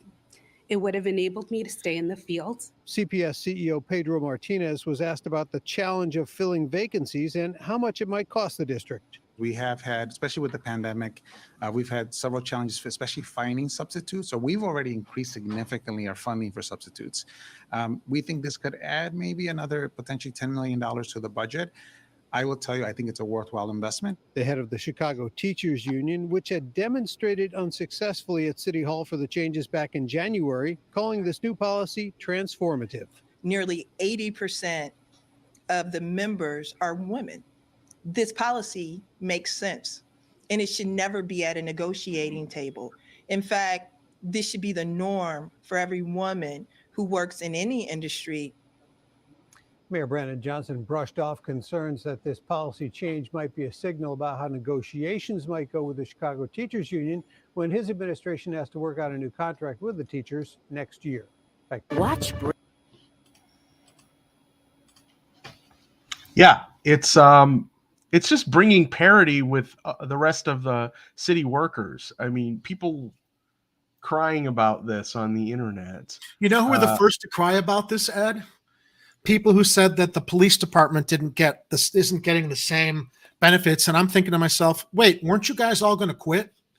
Yeah. What are you belly aching about? Weren't you going to quit and leave blood on the streets for us that you're complaining about this now? How is this not a good idea to allow parents more time with their kids, their newborn children or their adopted children? Yeah, you know, it's just people are basically they're feeding they're not feeding sour grapes, they're eating sour grapes about the situation because they think that he's giving special treatment to the Chicago Teachers Union. Who never got what they should have gotten because it should have never been a matter of negotiations. Look, I'll say this. Should the police department get the same benefits? Yeah, they should. They should. Every employee that has new kids in their family should be granted this. It's just the right thing to do. But Lightfoot denied it from them because she said it was a negotiation thing when they were dealing with the last teacher strike. Oh, you know what, Jerry? It just reminded me. We got to check the Brandon Bingo card. If you want to check your own Brandon Bingo card, you can head over to chicagocornertv.com. And near the top of the page, there should be a link to get your Brandon Bingo card. And everybody gets Fix the Potholes in the center square. And then there's 25 or 24, I forget, 24 other things that we thought might happen in his first month as mayor. And we're trying to predict. And they're all in different locations on the card. So get your Brandon Bingo card out. This, I think, qualifies as, where is it? Undo a Lightfoot policy. Yeah, it does. I would approve that. And yeah, Kathy, we're on the same wavelength. Police should get it too. So instead of complaining about the fact that the teachers got it and making it seem like the teachers don't deserve it, I would think that the right approach, the proper framing of this by the CPD and the Fraternal Order of Police would be that we're glad that the teachers got it. Now can we get it also because we feel that this is just as important? They want to deny the teachers, I would say, because the teachers got it, instead of saying, yeah, good on you guys, good on the mayor for doing this. Now can we have a discussion about why it's just as important for police personnel? And you know what, Ed, my goddamn Twitter's not loading. I don't know why, because I wanted to bring up. You want the Gregory Pratt tweet? I can bring that up. Yeah. And I have a new drop-in for when we have technical issues here. Oh, okay.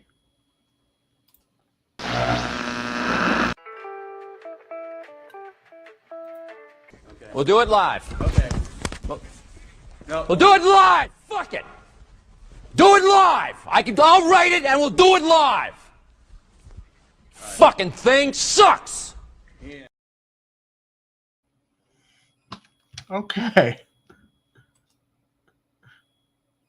I know your mic is still muted. Definitely keep an eye on your microphone icon, so you know when your mic comes back. Yeah, we're getting some. Even though I've got 35% in my memory, Brave is a little hinky stuff acting up here. So I'll let you read from this because I can't see it because I don't have the. Yeah. Well, actually, yeah. Go ahead. The super odd thing about this little technical hitch is that Jerry's camera and audio are working fine, but when he plays a drop, it cuts off his microphone until the drop's done playing on his end. And I got nothing else open, Ed. I got Brave is the only thing open, 34% memory. I did a fresh restart. Actually, everything was going fine up to now. I don't know why. I don't know if maybe the high definition video is like causing issues with whatever. Let's move past it. All right. So here's Gregory Pratt on Twitter saying Chicago public schools teachers will have essentially the same parental leave policy that city workers receive under a new plan announced on Thursday by Mayor Brandon Johnson. That's what I mean by parity, P-A-R-I-T-Y. This is not anything special. They're just getting the same thing other city workers are getting. Yeah. So scroll down and share some of the comments there. Well, I can see that one. Michael Payne. Yeah. They already get 3 months off. Oh, so are they supposed to time their births with when they have vacation time in the summer? Apparently. Look at this. Great. Summer's off and additional paid leave time. How is that a bad thing if they're raising kids? These are the comments from D-bags that don't understand that teachers work extremely hard. They take a lot of money out of their own pockets to support their classrooms, and they are in charge of our children during a good part of the year. Maybe give them all the support they need. Just maybe. Yeah. If you give a crap about society improving. Read the next. So scroll down a little so I can read it from the screen. Well-read librarian. Wow, many negative replies. Every worker deserves parental leave. It's criteria for the health of the person who gave. It's critical for the health of the person who gave birth and the health and development of the newborn. Don't get mad that teachers are getting parental leave. Get mad that your rich boss says you aren't. Yes. Yeah. And that's what it probably is these people are like, well, they get it. How come we don't get it? Well, maybe you should talk about that. And if it's a matter of you being a city worker, well, you already do get it. So can you bring up the next tweet that I've got in the show notes? Oh, sure. Yeah. Let me find that one. To advance the conversation regarding the social media response to this. Jacob, or at proletariat_J, since fascist Republicans are still banning history, have any idea where fatherless culture began? I'm sorry, I made a mistake. I have those in the wrong order. Bring up the next one. The other one? Okay. Yeah, because this is a response to the other one. Unfortunately, I put them in there the wrong order. So here's something that someone else shared. Scroll up. All the way to the top. Okay. Chicago Contrarian. Yeah, this is about right. This photograph perfectly sums up who's really running Chicago. Chicago Contrarian. I can't stand this account. But scroll down now. That's Stacey Davis Gates. Isn't she president of the CTU now? Yeah. So I shared from Chicago Corner. Your tears are delicious. Now scroll down. Jeff Hill. Okay, so Jeff Hill shares, so you're just condoning embracing fatherless depravity culture that causes hundreds to be shot every weekend and looting to be rampant. I'm sure Fennetil Floyd is one of your role models, and that's cool, but most people want to live in a decent society, to which I responded, fatherless depravity culture, laughing in the clowns. Yeah, that's what we're doing. You really have it all figured out, don't you? Speaking of depraved, nice retweets there, fella. So here's Jeff Hill's from Jeff Hill's Twitter timeline. Guy who's worried about depravity or citing depravity because of fatherless culture. Yeah, let's not read that one out. I'm not going to read it, but we can scroll down so people can see that's where it's coming from. And so Jeff Hill says, a man of culture would understand that tweet. Hope you got the engagement you were looking for. And Hey Junkin shares, a man of culture, only a cuck would make a statement like this. So then going to the other tweet from Proletariat J. That's the order I wanted to share these tweets in. And there we go. Since fascist Republicans are still banning history, have any idea where fatherless culture began? In the future, argue a candidate's politics rather than throwing out right-wing trashy stereotypes. Most people wanted to live lives, not be enslaved and treated like cattle. So that's our Twitter corner for the evening. Yeah. So in summation, don't be a D-bag on Twitter. We can say douchebag. Yeah, but I'm just saying D-bag. All right. So now here's what I find is like the most hilarious follow-up story to everybody criticizing the Chicago's teacher union for getting the 12 weeks leave, and how vilified teachers have been in the past prior to Brandon Johnson's elevation as mayor of Chicago, and how, you know, people routinely just spit on teachers. Yeah. How about this? Sterling Bay asks Chicago Teachers Pension Fund to rescue Lincoln Yards. The teachers union that's got all this money that everybody's vilified for making too much money. Now the capitalists in the city want the teachers pension fund to help rescue Lincoln Yards. Is this not irony at its finest? Sterling Bay is trying to strike a deal with the Chicago Teachers Pension Fund to bail out Lincoln Yards, a move that could help jumpstart the stalled Northside mega development, inflict hefty losses on the original backers of the ambitious $6 billion project, and offer the developer a lifeline amid a financial storm that threatens its control over major pieces of its high-profile local portfolio. Sterling Bay, get out. What a fucking insult this is. The Sterling Bay was supporting, I believe, Paul Vallis, the hedge, along with the other hedge funds and privatization interests. Now they want the teachers union to help bail them out. Yeah, I think that a question about this actually came up during that press conference too, and Stacey Davis Gates said something along the lines of, the bigger question you all should be asking about this is not what the teachers union has to do with this situation, is why are they asking us and not all those other corporations and hedge fund people and all those other people. I'm paraphrasing because I like Swiss cheese brain over here, but essentially she's asking the right question. It's like, why are you bothering us with this? Yeah. Why aren't you asking Sterling Bay why the hell are they coming to us? Or Sterling Bay, haven't you left yet? I wonder if Sterling Bay was one of the mega developments or hedge funds that was promising to leave Chicago if they didn't get their way with Paul Vallis. Now they're relying on the teachers union. Now they're relying on Brandon Johnson for after this guy was just was vilified and smeared, and he's a teachers union stooge, and the teachers union is going to do all these bad things for the city of Chicago. The police department, fraternal order police. Have you seen blood in the streets yet, Ed? Well, maybe when NASCAR comes next month. But aside, you mean literal blood in the streets? I thought you were talking about a movie or something. Yeah, no, blood in the streets. The fraternal order of police promised before they claimed they were all going to walk out. Oh, that blood in the streets. Yeah. Kathy states it pretty clearly. Fuck you, Sterling Bay. You have a tiff. Yeah, I want a tiff. Me too. Damn. So, with the real estate firm under growing pressure to raise money to recapitalize the 53-acre mixed-use campus planned along the Chicago River between Lincoln Park and Bucktown, the Pension Fund's Investment Committee voted during a May 23rd meeting to investigate an opportunity to become Sterling Bay's primary financial partner on the development, according to a video of the public meeting and investor documents obtained by Cranes. The pitch to the $12.1 billion fund is laid out during the meeting by Sterling Bay CEO Andy Glure. Buy into Lincoln Yards at between $100 and $150 per square foot, potentially a more than $300 million commitment to replace the project's existing financial backers at steep discounts and help. Why did the project's existing financial backers back out? Yeah, where'd they go? Why do they need to? Are they the ones who left the city of Chicago?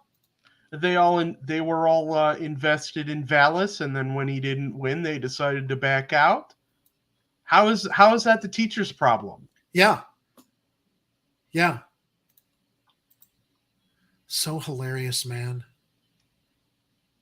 Where is it? There we go. Hinky.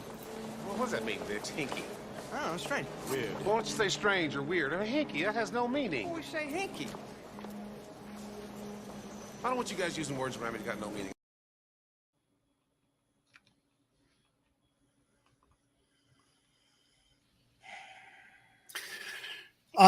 To replace the project's existing financial backers at steep discounts and help inject life into a stagnant project that could generate billions of dollars in new tax revenue for the city over the next couple decades. The fundraising push comes as Sterling Bay grapples with financing issues not only at Lincoln Yards, but also at a series of properties it has amassed en route to becoming one of the city's most prominent real estate firms.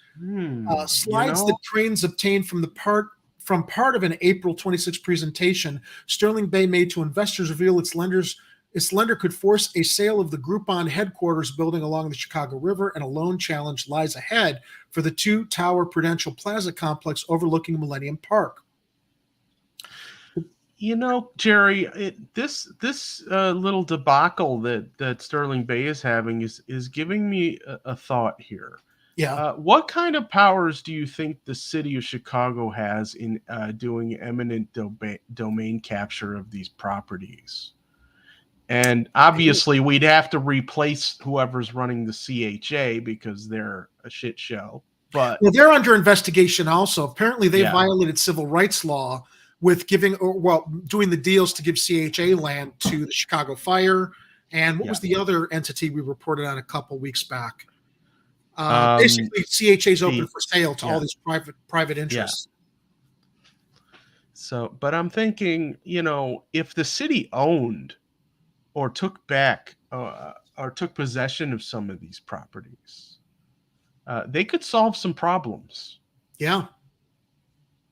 And when we look at all these mega $1 million real estate developments, again, I come to who's renting or buying these developments. So many of the new construction we see downtown, I feel like I don't know who can afford to live down there, that a lot of these properties are vacant anyway.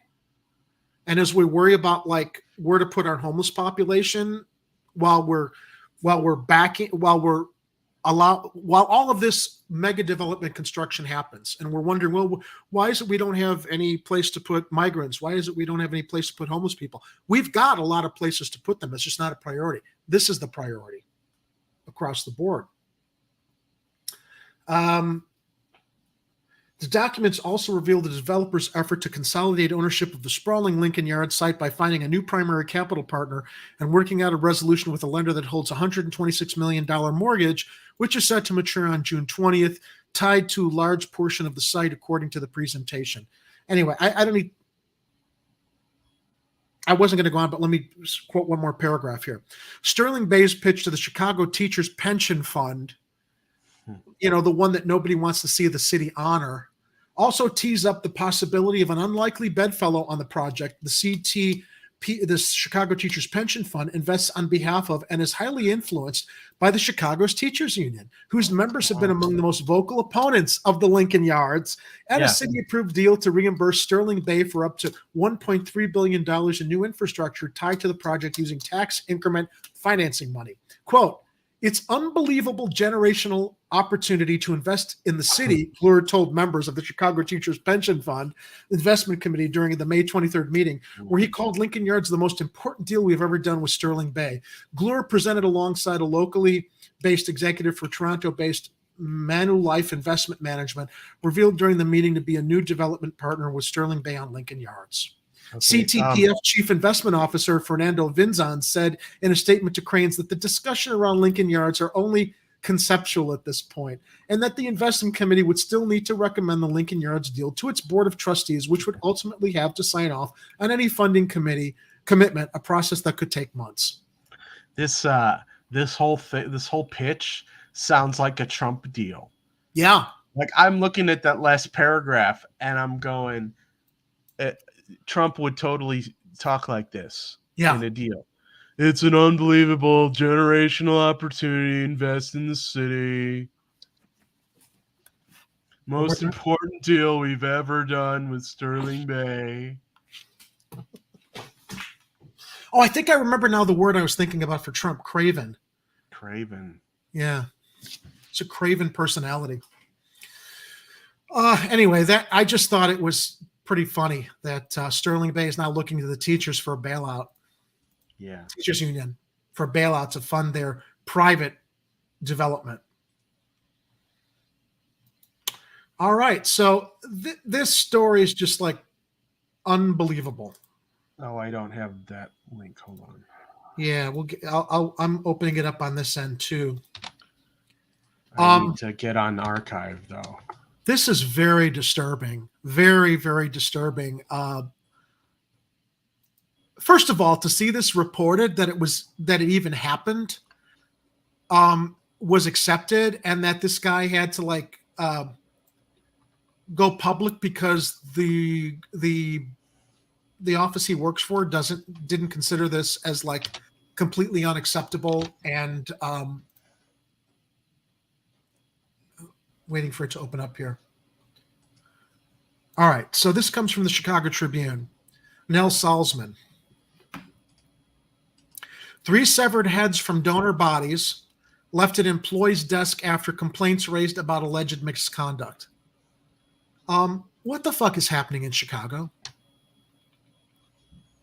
What the fuck is happening at businesses or groups that allow this kind of shit to happen without any kind of recriminations or there seems to be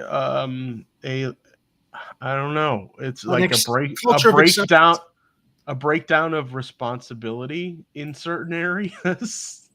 Yeah. Dale Wheatley, who performs deliveries for the Anatomical Gift Association of Illinois, came into work 2 weeks ago and found sage burning and 3 severed heads lying on a plastic container by his desk. Now, you would imagine you'd hear something like this, like in a crime report out on the street. Somebody came home, found 3 severed heads on their doorstep with sage burning as some kind of an intimidation threat. No, this is within the operations of the Anatomical Gift Association of Illinois. Yeah, it sounds like a really bad clip from like a morgue comedy script. Wheatley, who has worked for AGA for nearly 5 years, said he's never seen anything like this, like the horror movie-like scene he stumbled upon that Wednesday morning in late May. Wheatley said the heads from AGA donors were placed next to his desk. Why, Ed? After he reported concerns about the mishandling of poor conditions of donated bodies to his supervisors. Another instance of a whistleblower being intimidated and threatened. Yeah. But AGA Executive Vice President William O'Connor denied any maltreatment accusations, saying that handling body parts is in Wheatley's job description. Oh, body parts left on his desk with sage to make a statement or to intimidate him? Wheatley said he filed a police report after the heads showed up at his desk and is now filing complaints with local and state authorities. Families of deceased donate bodies to the not-for-profit. Of course, they're not-for-profit, which means they are for-profit and probably raking in a lot of dough while pretending to be a not-for-profit so they can avoid tax liabilities. To be used in the training of families of deceased donate bodies to the not-for-profit to be used in the training of medical students at 8 universities across the state, for-profit universities, I'm sure. And mishandling causes the bodies to be unfit for use, Wheatley said at a news conference with an attorney Tuesday afternoon. It's also a biohazard and completely unsanitary. I mean, somebody should be going to prison for this. If they could figure out who left the heads at his desk, Ed, along with investigating the allegations he made that provoked this kind of intimidation. Families of deceased donate bodies to the not-for-profit. Okay, I said that paragraph. So Wheatley said at a news conference with an attorney Tuesday afternoon, the place is deplorable. It's in shabby conditions, he said.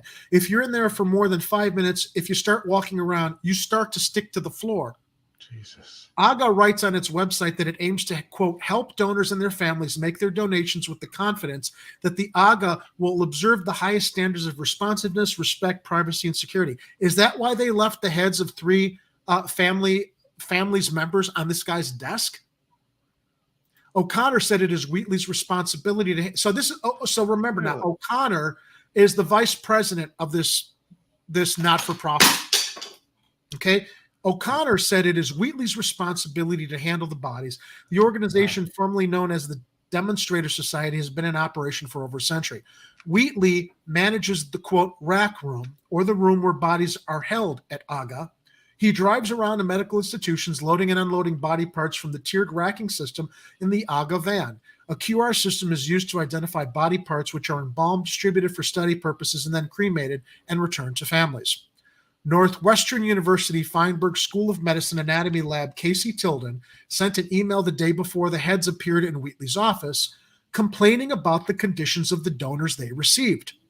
Quote, donors or those who've donated their bodies for medical use were covered with flies or contorted in such a way that they couldn't be used, Tilden wrote in the email, which was provided to the Tribune. So naturally, someone would decide to leave heads on his desk, right, Ed? I mean, that's how you would expect a response to his concerns, right? There are a handful of donors that were recently delivered with feet and hands that show signs of decomposition, Tilden said in the message to AGA, the nonprofit. Now, according to the Vice President Wheatley, other universities have also emailed complaints. I'm sorry, my mistake. Wheatley is the person who had the heads left on his desk. It's I misquoted. Wait a minute. Let me go back up here.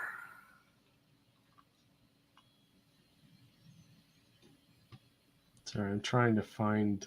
I'm trying to keep track of the names here, the players.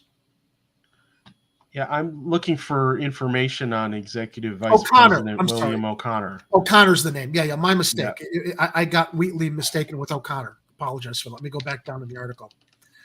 So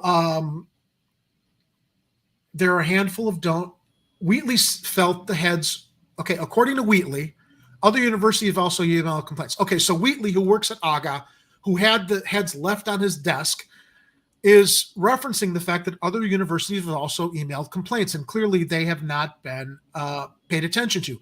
Wheatley felt the heads were a method of retaliation in response to his concerns. David Fish, an employment lawyer and partner at Fish Potter Bolanos PC, said he filed complaints on Wheatley's behalf with the Cook County Medical Examiner's Office, Illinois Department of Public Health, Illinois Department of Financial and Professional Regulation, as part of an effort to clean up conditions at AGA. Copies of those complaints were provided to the Tribune. I would say maybe somebody should look at repealing AGA's nonprofit status if this is how they treat the remains that families donate for better medical research, for the advancement of medical research. In the complaints, Fish asked for an investigation into embalming techniques used at AGA. Mr. Wheatley believes that AGA should have and utilize a scale to weigh donors' bodies to determine the amount of embalming fluid required to ensure they are not subject to premature rotting and shorted usefulness, he wrote. It sounds like AGA's cutting costs. Maybe that's one of the things that's contributing to the condition of the bodies that are being processed there. Fish said he does not want to file a lawsuit, but hopes AGA will take Wheatley's complaint seriously. I think in light of the three heads left on Wheatley's desk, I think a lawsuit is necessary. Yeah. I've never seen a situation where heads were left at somebody's desk. That is unspeakable, he said. Those are people's family members. They're not a joke. They gave their body to donate it to science. Wheatley looked into camera shaking as he recounted his working conditions. He works as many as 12 hours a day. I'm beat up, said Wheatley. This job has severely weighed on me over the years. He has 3 children, ages 11, 6, and 1, and said he's worried about his job security after submitting feedback to O'Connor. His family works in funeral homes, and he said he got involved in the industry 3 years before starting at AGA. Wheatley confirmed he hasn't been at work since May 30th. He's still an employee and is taking paid time off, he said at the news conference. O'Connor said sometimes AGA receives bodies that are twisted or emaciated. We accept every donor, he said, and we make a commitment to the donor that their bodies will be studied. The issues at AGA need to be addressed before Wheatley will feel good about getting back to work. Wheatley said since taking time off, his wrists and back are feeling better. The only thing he has improved is his anxiety, he said. This is only one thing I can think about. I can't even sleep. Just the only thing I can think about, running it over and over in my head. I can't believe this is happening, Wheatley said. Without action, people are going to rot away, Wheatley said. I would say there should also be a criminal investigation. Yeah. How is there not? How is there not? How are we talking about this at a press conference, but no one is investigating who left the heads at his desk, why the heads were left, and how this could even happen in a nonprofit and accepted, that there isn't any kind of investigation into like the intimidation that this poor man is suffering. Well, for yeah, simply and reporting conditions that you would imagine should be reported and taken seriously. And I'm thinking, you know, why isn't an organization like this that is able to take donations of bodies like this highly regulated by the state to make sure that they're handling these bodies properly and that they're not doing this kind of really morbid bullshit with the heads? Kathy hits it on the nose, just sending a message. And yeah, Art, to your comment here, this is why, I mean, this is exactly why this story caught my attention too. Art says it perfectly. The world's gone crazy at every level of a mindset, thinking this severed heads will change anything.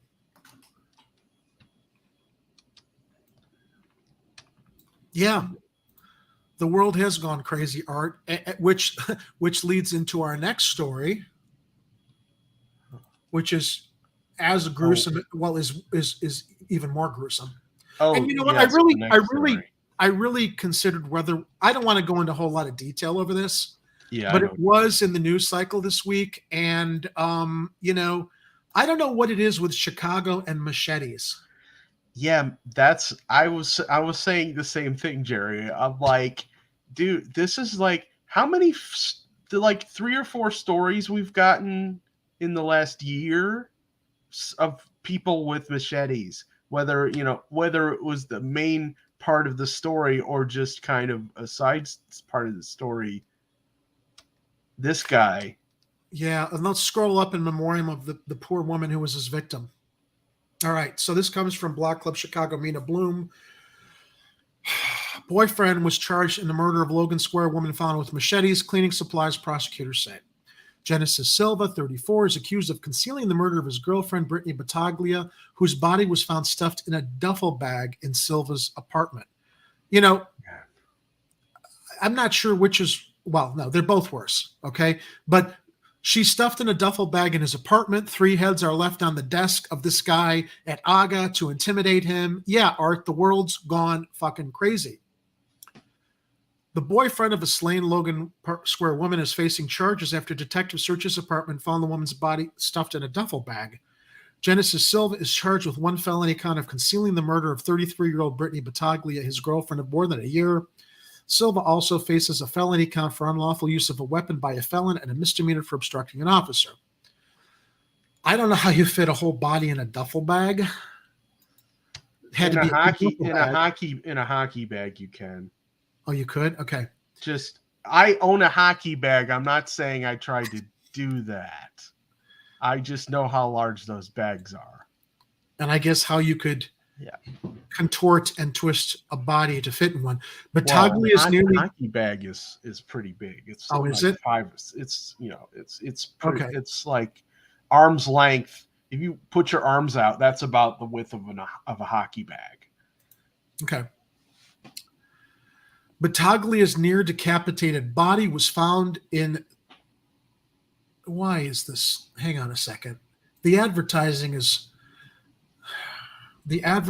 page is popping up and it's not allowing me to scroll down the story. No, I don't have it. It's the. All right, ladies and gentlemen, I'm going to have to.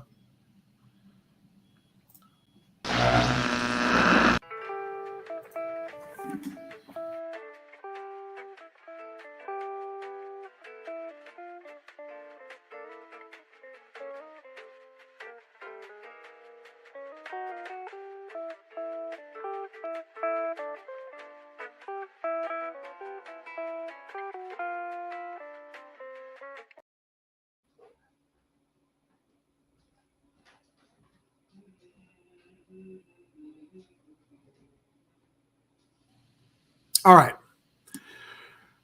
Battaglia's near decapitated body was found in Silva's apartment in the 2000 block of North Kimball Avenue Monday evening, authorities said. Silva was denied bail Thursday by Cook County Judge William Fahey. In denying Silva bail, Fahey said he's a danger to a danger to the community, and it's likely he will face more serious charges, according to NBC5. Last Friday, Battaglia told her roommate, "Oh, thank you for the visual, Ed. Yeah, okay, I can see. Yeah, I can see how that works now."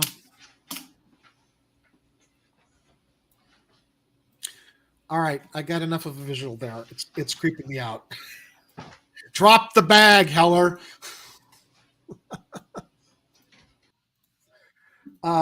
Last Friday, Battaglia told her roommate she was going to Silva's apartment about a block away and then to a party, prosecutors said. When Battaglia's roommate learned Battaglia never made it to the party and couldn't reach her, she grew concerned and notified Battaglia's brother. Prosecutors said Battaglia also stopped sharing her phone's location with family the day before the party. All right, look, I don't want to dwell on this. You can go find the link on Block Club Chicago. Just a horrible story that was in the news cycle. I mean, what more can you say about it? It's just, the world's gone crazy. Yeah, it has. So, for those of you wondering, what the hell is he doing with the hockey bag?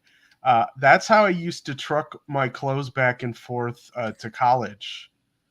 It was a lot easier to just grab a hockey bag with all my clothes and to try and deal with luggage or a suitcase, because the hockey bag was a soft-sided, so you could always fit it in just about anybody's trunk. So if you were getting a ride home from somebody, they wouldn't have a problem getting your stuff to fit if other people were going, on trips back and forth to college, because my college was like a 7.5 hour drive away from the Chicago area. So Ed has shared his alibi as to why he has a hockey duffel bag. That's why I have a hockey duffel bag. Art asks, did the suspect have a criminal record? All right, let me quickly reference the article again, if it would open properly for me without these stupid ad or subscription requests. All right, so this is sick. After obtaining the search warrant, detectives found Battaglia's body, blah, blah, blah. They also found 2 garbage bags in the kitchen that contained shoes, a bucket and paint, black gloves, bleach, and a Swiffer mop, along with lists of cleaning supplies and chemicals on crumpled pieces of paper. One note read, lists?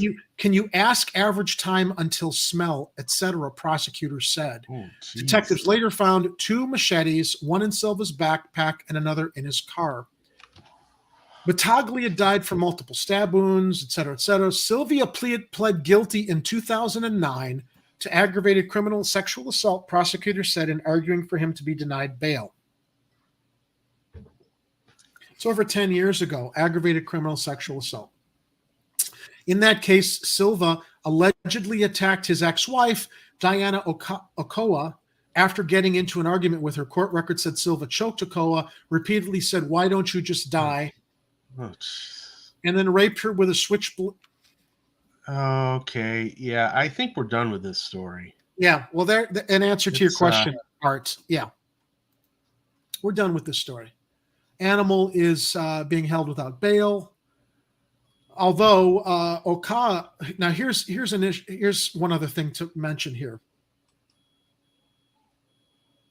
Silva was initially charged with Class X felonies back in 2009, but those charges were dismissed and he was ultimately only sentenced to 2 years probation after choking his ex-wife and assaulting her with the switchblade. I don't... She says, "He tried to kill me and they treated it like it was nothing," Okoa told the Tribune. Silva was added to the sex offenders registry at Oka's urging. Why would she have to urge that he be added to the sex offenders registry? Yeah, what the hell? All right, regarding the victim, she was goofy, funny, always happy. She's never not had a smile on her face. She was smart, energetic, always caring, AJ Battaglia told the Tribune. How she ended up with this monster, I don't know. Art shares. This guy was just bad news, and I wonder if the victim knew about his past. I'm not sure, but they were dating, right? The suspect and the victim? Yeah, they were. Yep. Yep. All right. So this world is seriously messed up. All right, ladies and gentlemen. As always, we are keeping you up to date on NASCAR, and this isn't a NASCAR update. It's about NASCAR closures, okay? Because we already know what a fucking disaster NASCAR is going to be, but now we really get to the heart of what a mess it's going to cause with these announcements. If you can bring that window up, Ed. With closures. So we predicted this. It's going to be a mess for a long time, not just the weekend of the event, which is July 4th. Quickly coming. Okay, let me see if I got the right tab here. You do. Jean-Baptiste Point du Sable Drive. Oh wait, that was the wrong tab there, Jerry. Sorry. Okay. Hold on. Okay, there it is. All right. Actually, could you bring up the Twitter link while I read from Block Club Chicago? Because that's got the maps that show south and northbound. Yep. So I'll read from Block Club Chicago, and Ed will share the maps. Here you go, everybody. Look at that. The week leading up to the NASCAR street race is going to bring some big traffic changes to the downtown area. Check out these routes to help you get around with ease. So Lakeshore Drive, those are the closures north to south. The drive's going to be shut down, along with all of the construction that's happening on the expressway. All right. So Block Club Chicago reports through Melody Mercado, NASCAR will shut down Lakeshore Drive for days. Here are all the street closures you should know about. The NASCAR street race is slated for July 1st and 2nd in Grant Park, but parking and road restrictions are in effect weeks before and after the event. This is the gift that Lori Lightfoot has left us, everybody. She's gone, but the effects of her administration linger.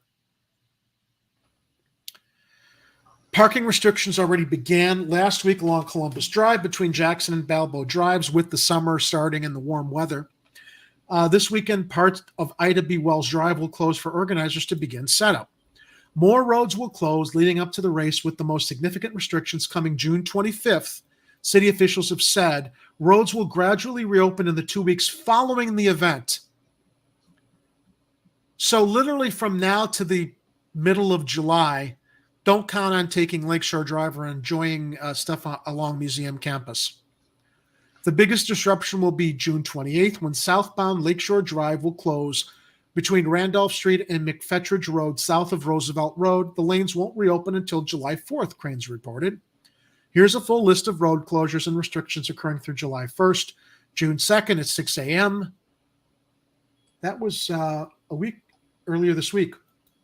At 6 a.m., parking restrictions are planned along Columbus Drive between Jackson and Balboa Drives. June 5th at 6 a.m., parking restrictions are planned northbound on Columbus Drive to Balboa Drive. June 10th, which is tomorrow, Ida B. Wells Drive will close east of Michigan Avenue for construction of the main viewing areas. June 18th through the 19th at 7 p.m., a temporary closure is planned on Jackson Drive from Michigan Avenue to Columbus Drive. June 19th at 6 a.m., a full closure is planned on Balboa Drive from Michigan Avenue to Lakeshore Drive. June 20th at 6 a.m., a northbound lane closure is planned on Columbus Drive from Roosevelt Road to Balboa Drive. CTA buses will be rerouted. So not only can motorists not get there, but anybody that relies on public transportation won't have easy access. June 21st at 6 a.m., a southbound lane closure is planned on Columbus Drive from Balboa Drive to Roosevelt Road. The sidewalk on Columbus Drive will be closed. The Columbus Drive underpass will remain open. June 23rd, a southbound lane closure is planned on Columbus Drive from Jackson to Balboa Drives. June 24th, 6 a.m., a northbound traffic lane closure is planned on the Congress Circle. This is just, look, I don't even want to keep reading this because I'm literally getting dizzy reading all these details. Yeah, just realize if you're if your normal commute includes Lakeshore Drive, you're gonna have detours. You're shit out of luck. Yeah, you're gonna, and you can kind of see what the path is there. So they're basically just locking you out of downtown, and you're gonna have to bypass. This is such a crock of shit. Yeah, it is.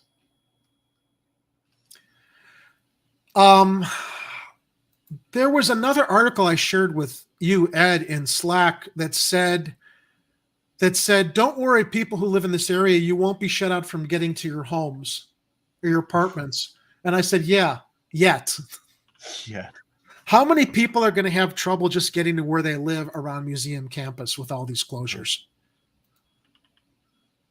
Yeah, and it's not the only problem with what's going on with all the construction and stuff. I mean, I've seen people on social media talking about how nature is getting impacted as well, not just like areas of certain types of birds habitats, but also like the trees and forest areas that are getting covered over with stands or structures for NASCAR. That it's like, my thinking is those trees, if they've got stands on top of them, they're going to be covered. They're not getting sun anymore. Then also they're not getting rain. How are these trees going to die? Is anybody going to make an effort to make sure that these trees are getting at least a certain amount of UV light, whether it's artificially provided? And then is anybody going to water these plants that they're covering over, or are they just going to let them go brown and die? Well, I debated whether or not we were going to go into the weeds there with that detail, but but you're right, it is a relevant one, because the articles that you had shared with me in the Slack had to do with the fact that Lightfoot promised no trees would be cut down. And from reviewing that article, yeah, I don't see that any trees were cut down, but Ed speaks to an as important point, the fact that these trees are going to be covered by grandstands for probably a month from when they're erected to when they're disassembled, because we just went through the schedule of they're already building the grandstands now, and it's June 9th. They're not going to be taken down till if we're lucky, July. So yeah, those trees are definitely potentially going to suffer damage. Just real quick, this is a sample of what I'm talking about. Yeah. Yeah. So thanks, Lori. Thank you, Lori Lightfoot. What a fucking bitch, am I right?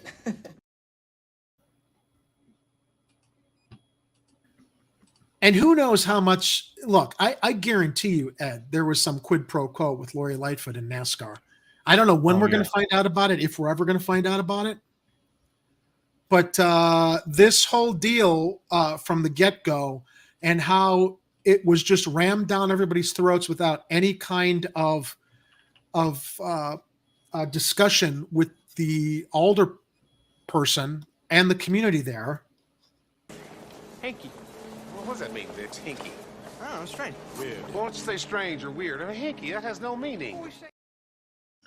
We had something written into the fine print of the contract that I get a custom race suit to go along with the helmet that I stole. I mean, that they gave me. Yeah. God damn, am I glad she's gone. But this is, look, after this, I think this is, I don't care how much attention it gets on Chicago, all of these disruptions and the impact it's going to have on Millennium Park and the museum campus from these stands to whatever it's going to do to Lakeshore Drive. I'm really crossing my fingers that Mayor Johnson reevaluates this next year and figures out how to get us out of it. Because there's a disruption to businesses there. While they're talking about how much business it's going to bring the city, and I don't know who what parties are getting the benefits of this, there's going to be equally as much, and we reported on this, I think it was last week, the disruption to businesses and those who are going to lose out because the elites that are going to be capitalizing on these really tremendous high ticket prices. Although they're talking about the fact that the hotel industry in Chicago is really going to benefit from this. As they said, it benefited from the Taylor Swift conference or concert last weekend. Yeah. I mean, I guess maybe the hotel industry is going to benefit from this, but yeah, but for how long? Yeah. And will it really make up the difference in all of the inconvenience and money lost in other parts of the city operation and just the way that the entire area operates, just the local economy is what I mean. And I still want to understand how these cars are going to take these 90-degree angle turns. They're going to have to slow down. So it's not really a race. It's an exhibition. It's not a race. Well, it's a street race. So it's essentially, it's familiarize yourself with the track, understand the points where you're going to have to slow down and make turns. And so it's not just skill, but also strategy. So, I mean, you have that in the regular races also, but it's a different thing when you're just traveling in an oval compared to where you have clearly a track that's going to be a little complicated to navigate. I do not understand from my familiarity with racing, how, I mean, you're talking about tracks with curves. I've never witnessed a race that had 90-degree I mean, I haven't paid that much attention to racing, Ed. But again, just the physics of what you're talking about, strategy and navigating these turns, what's the point of it being a speed event then? I mean, you got to stop. Well, you can't make these turns at high speed. Okay, let's think of it as the Kessel Run, but in Chicago. I like the Star Wars metaphor. So are they going to be able to do this this race in 12 parsecs or 14? It's a good metaphor. All right. So that's your NASCAR update, everybody. If you need to get downtown for the next month, don't count on it. If you want to get downtown for the next month, look into renting a helicopter. All right, Ed. Speaking of Star Wars. Helicopter. Speaking of Star Wars. All right, ladies and gentlemen. Hold on a second. We went into this a little bit on Tuesday, but we have some updates.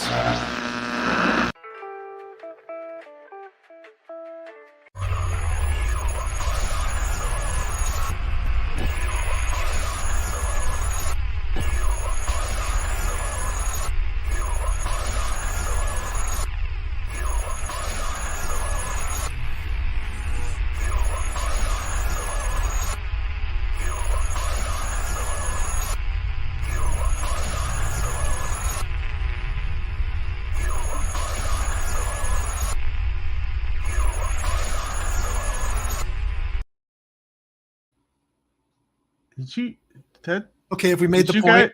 Did you guys hear something? All right, so this story comes out of Las Vegas, although ABC 7 Chicago also reported on it. And look, man, you've seen the movie Don't Look Up, right, Ed? Yes. Okay. I am going to make the assertion that this story is our Don't Look Up moment simply by virtue of the fact that this is the ramifications of this are earth-shattering. Okay. But aside from like a handful of local media, nobody's like really handling this, I think, in the absolutely world-shattering perspective that it should be taken. Right? What was Don't Look Up about? It was about an asteroid heading for Earth, and life as we know it was going to end. And most of the media just like really didn't take it seriously. The revelation that the government has at least 12 extraterrestrial crafts within its possession. This changes everything. Now, in relation to this also, this story came up out of Las Vegas. Now, this particular incident happened in really made.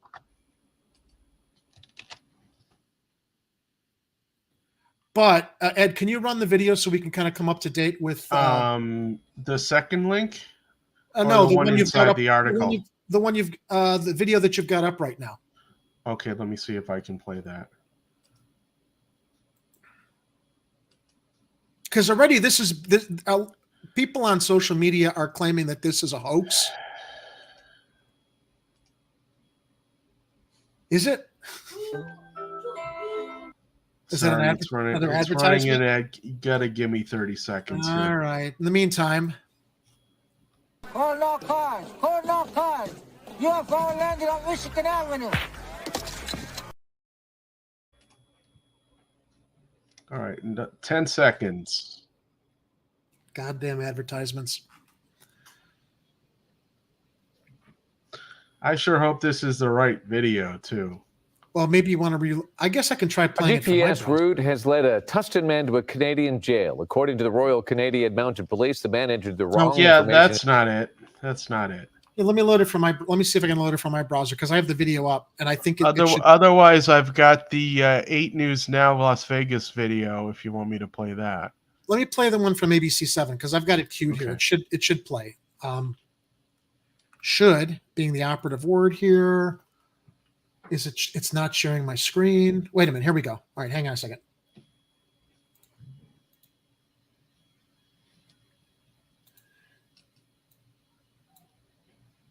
All right, I'm trying to get this queued up here, and of course they're playing the X-Files on my end. Right.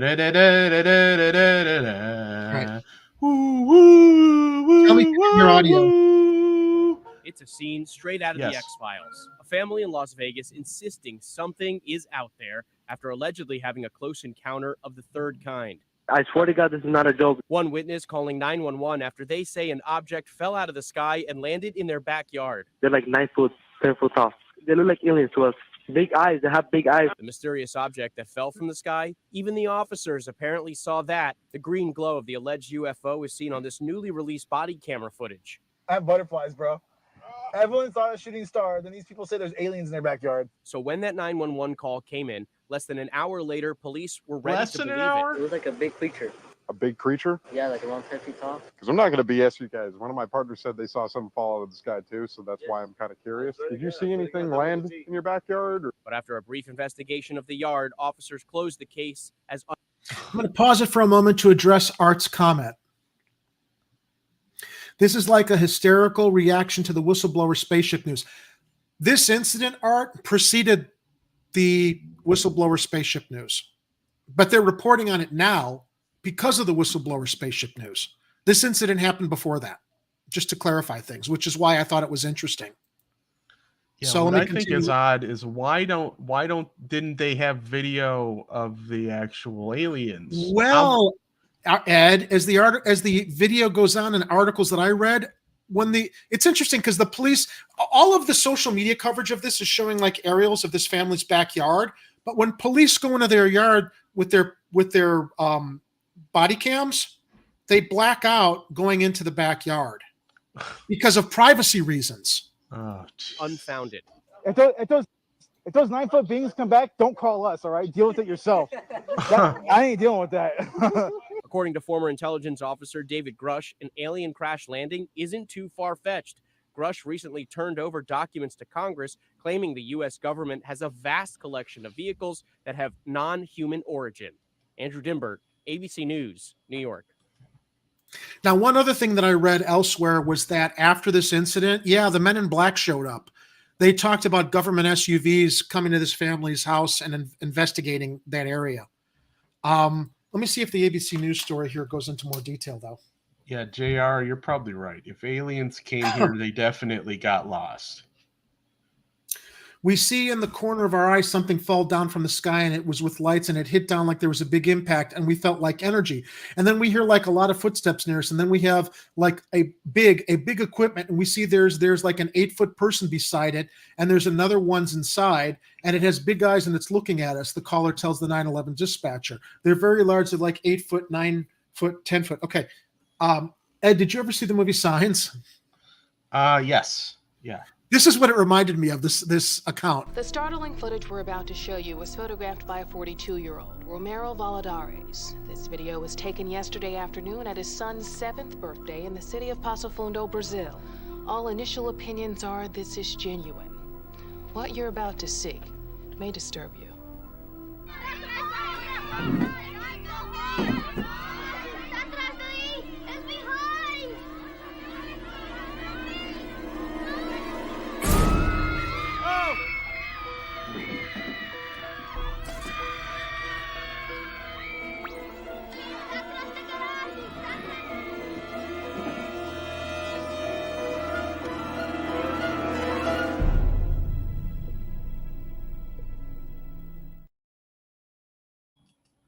Imagining that family went through, but you've got a more in-depth link to share from 8 investigations in Las Vegas. So let's run that YouTube video. Okay. How did I lose our background? Shoot. Well, that sucks. It is the police call everybody will be talking about. Thanks for joining us here at 6 o'clock. I'm Denise Valdez. I'm Brian Loftus. A family says something crashed into their backyard, prompting them to call 911, saying they saw creatures walking around. Our 8 News Now investigators digging into this for weeks now. And tonight, our David Sharns with the video you will only see on 8 News Now. David? Right, Denise, sources telling the 8 News Now investigators that several agencies believe something landed or crashed. Whether it was non-humans or not, it certainly scared the people living on this property. Now, before we show you that video, listen to their call for help. There's like an 8-foot person beside it, and another one's inside, and it has big eyes and looking at us, and it's still there. Okay, where is this on your property? In my backyard. I swear to God, this is not a joke. This is actually we're terrified of it. So there's 2 people or 2 subjects that are in your backyard? Correct, and they're very large. They're like 8 foot, 9 feet, 10 foot. I don't know. They look like aliens to us. Big eyes. They have big eyes, like I can't explain it. And big mouth. They're shiny eyes, and they're not human. They're 100% they're not human. Okay. Well, the 8 News Now investigators obtaining video as officers then responded to the call you just heard. You'll see the officers also saw something in the sky that night. See, this is what makes it really crazy. What was it? And is it all connected? Leave her alone. It's almost midnight on May 1st when a Las Vegas Metro police officer's Wow. body cam catches this, something flashing low in the sky. 911 emergency. Minutes later, There's like an 8-foot person beside it, and another one's inside, and it has big eyes and looking at us, and it's still there. someone calls 911 reporting 2 large figures in their backyard. No, I'm still nervous right now. The 8 News Now investigators obtaining another officer's video as he's sent to the Northwest Valley home. I think this is where you see the backyard blacked out. Then these people say there's aliens in their backyard. By now, it's more than an hour after that bright light. Officers meeting up with the caller and his family. What'd you see? It was like a big creature. A big creature? Yeah. Like Can you pause it for a second, I'm not Ed? going to BS you guys. If this was a hoax, do you think the parents are going to allow themselves to play along with this? I mean, if this kid is like hoaxing because he saw that light in the sky, why would the parents go along with this? I mean, this is like this. I mean, to file some kind of a false report and play along with this, I just don't see parents going along with. I mean, they all claim that they saw something. Yeah, it's Hinky. hinky. It's super hinky. Let's play the rest of it. One of my partners said they saw something fall out of the sky too, so that's why I'm kind of curious. Did you see anything land in your backyard, or they see like a big? That's what they say. They see like a big something with light. What I saw right now. I keep. Oh, here we go. Here we go. Watch this video. Okay, go ahead. I keep wanting to pause the video and look into the background of this video and see if these guys are running around in the background and people aren't noticing, like the aliens, you know. That's just me. It's like, okay, they're all paying attention to stuff in the foreground. Is anything going on in the background? Well, I read, I think it was on Twitter, to your point, why didn't these people take videos? Somebody claimed that the family did take videos. and they're either not releasing them or they're not allowed to release them. But play this and see what happens to this police officer's body cam. If I got video of this, I'd be uploading it ASAP to the internet. I wouldn't wait for frigging law enforcement to show up. Well, right now I do believe in it. Check this Police out. walk into the backyard to investigate, but Metro blacked out that part of the video because it's considered private property. What's clear, they're taking this call seriously. Wasn't the front of the house private property as well? Yeah, that's. And now there are images on social media, aerials like drone photographs of this family's backyard, which is private property, with the circle in the area where the family claims that they saw something. Why would the police black that? There's, again, more questions than answers. Hey, this might sound like a really dumb question, but did you guys see anything fall out of the sky? Asking others what they saw. I would normally discount it as nothing. However, seeing as one of my partners said they saw it too, only reason I'm actually investigating it further. That investigation. I love that. Like, okay, it's only he only looks into it because his partner saw something. So they're initially skeptic of all citizens who make any claims about anything. So that's why. Here's aerial photography of the private property now.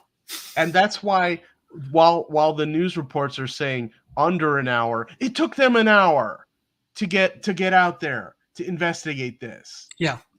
And turning up no concrete answers as of Wednesday, whatever or whoever fell into that yard, Wait, long but they're gone showing the within private minutes. property now. Yeah, it's not. You can definitely figure out where that place is if you got Google Maps. Those 9-foot beings come back, don't call us, all right? Deal with it yourself. I ain't dealing with that. So yeah, this is quite weird, Brian was saying as we're watching this story. Now, we've been in contact with the family in that video, and as you heard in that 911 call, they seem very reasonable and honestly quite scared as you heard them in the call. No, they don't seem impaired in any way. And whatever crashed by the time that police got there was gone, but sources say that there's really no dispute. Something was in their yard. Exactly what? We do not know. I mean, it's so interesting. So like the Metro officer sees something, the neighbor sees something. I mean, so what could it be? Well, we know that there are obviously a lot of military bases around this area. George Knapp covers a lot of that stuff for us on the 80s Now Investigators. We're showing you drone video from above that area.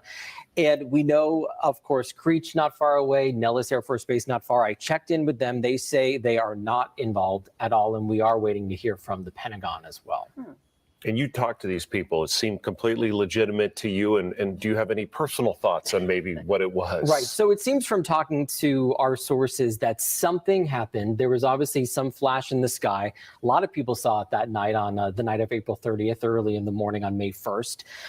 Did that exact thing land in their yard? I don't know. But these people said they saw some SUV circling the area. Could this have been some piece of equipment that malfunctioned?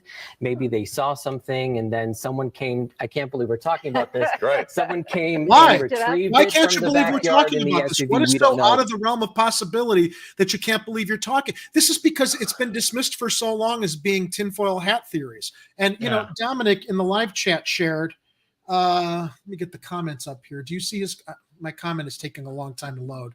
Okay. Dominic says, aliens have figured out how to disable smartphones. I don't know, but it took the police an hour to get out there. The family was scared. They're not showing the police cam video, the body cam footage going into the backyard. I don't know, Dominic. Yeah, it is definitely leaves questions, but maybe they did take video.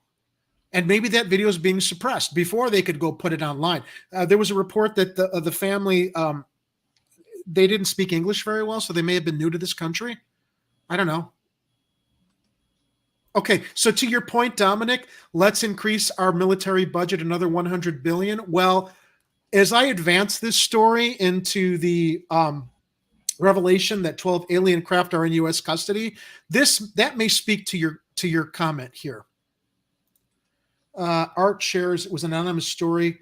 May 1st until now when the alien craft talk started. So they are digging up a story that wasn't anything just to tie it up with now. I don't know, Art. Man, Art is more skeptical than I ever am about things.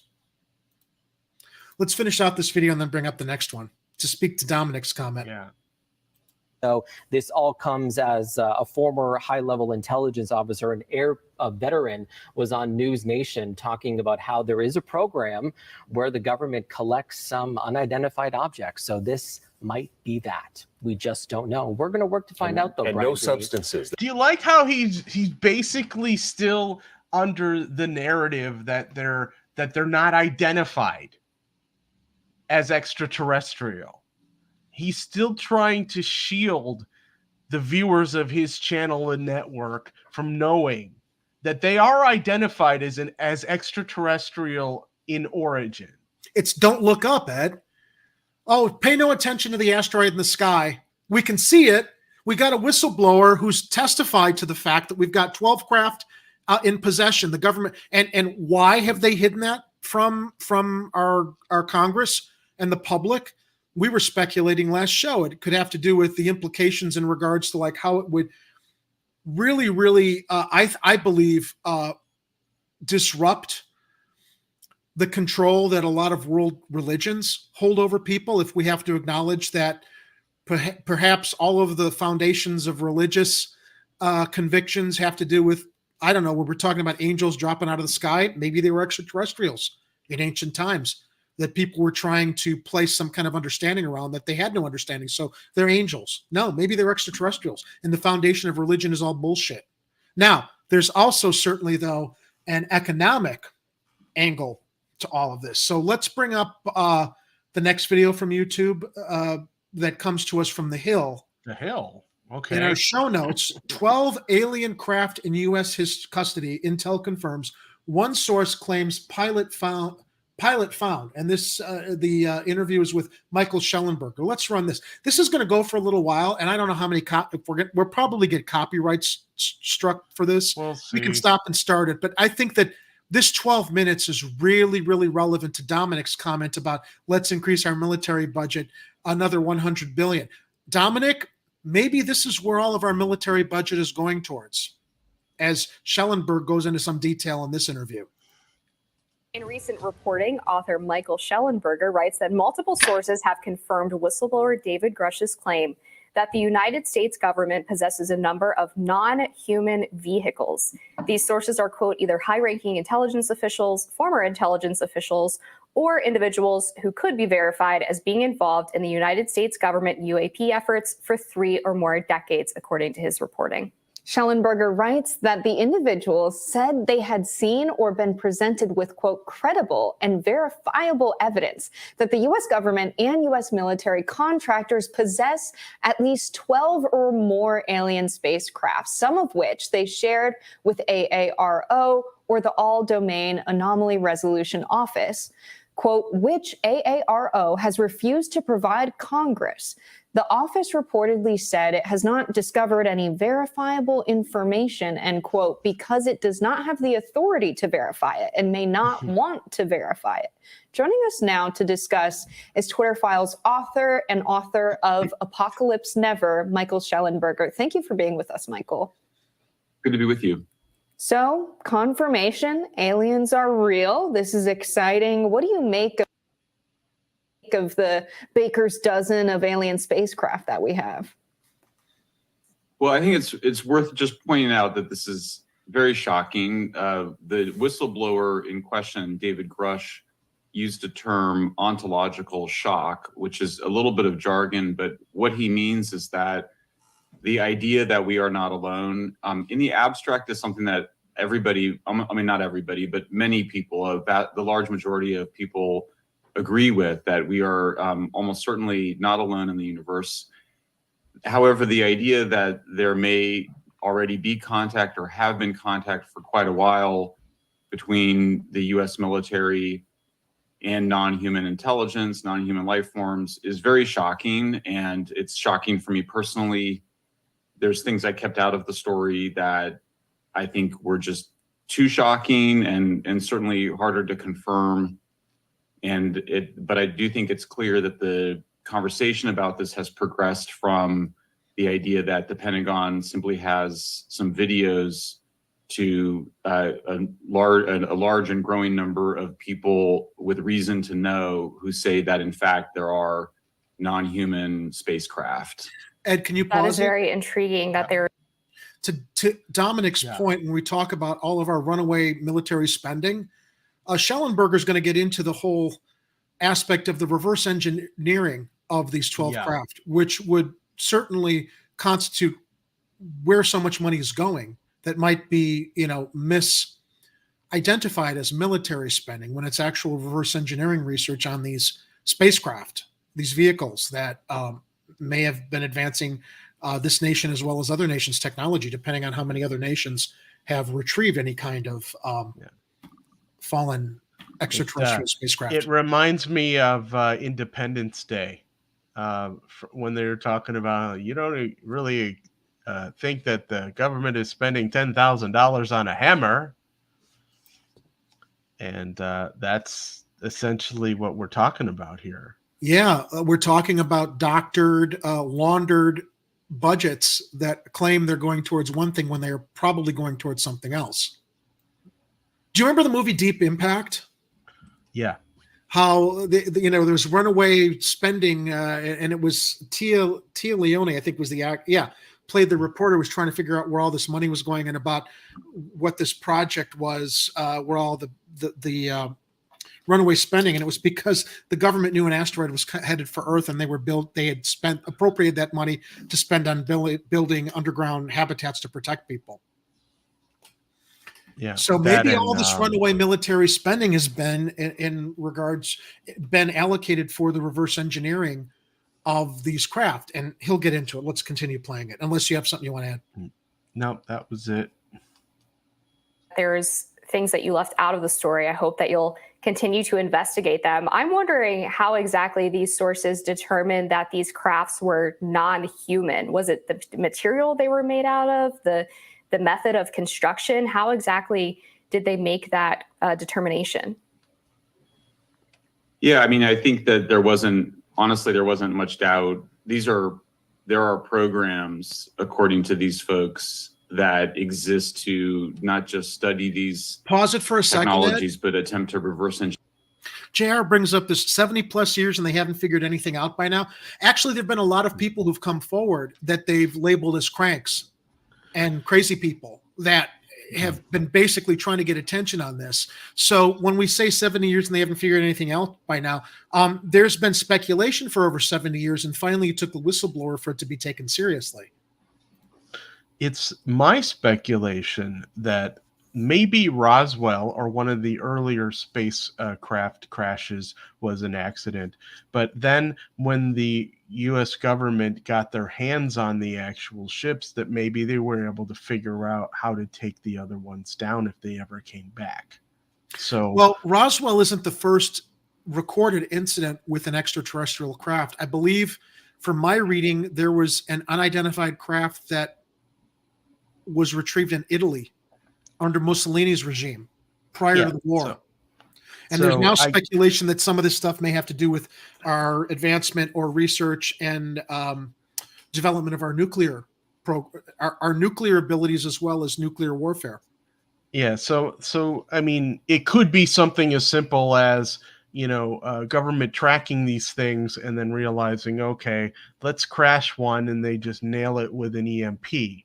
But it could also be, they've had so many years to try and figure out whatever their technology is. It could be essentially the equivalent of disabling that spaceship's Bluetooth.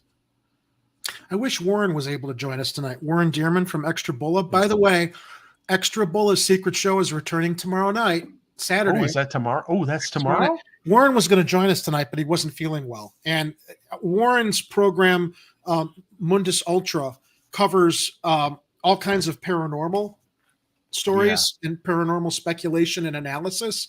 Would have been great to have him with us tonight. Warren, I don't know if you're in the live chat. I wish you could have joined us. But this is the kind of stuff. He was there earlier tonight, but I don't know if he's still watching. Yeah, check out Mundus Ultra as well as Extra Bulla returning tomorrow night on YouTube with Warren and Jimmy. But let's continue with the rest of this video.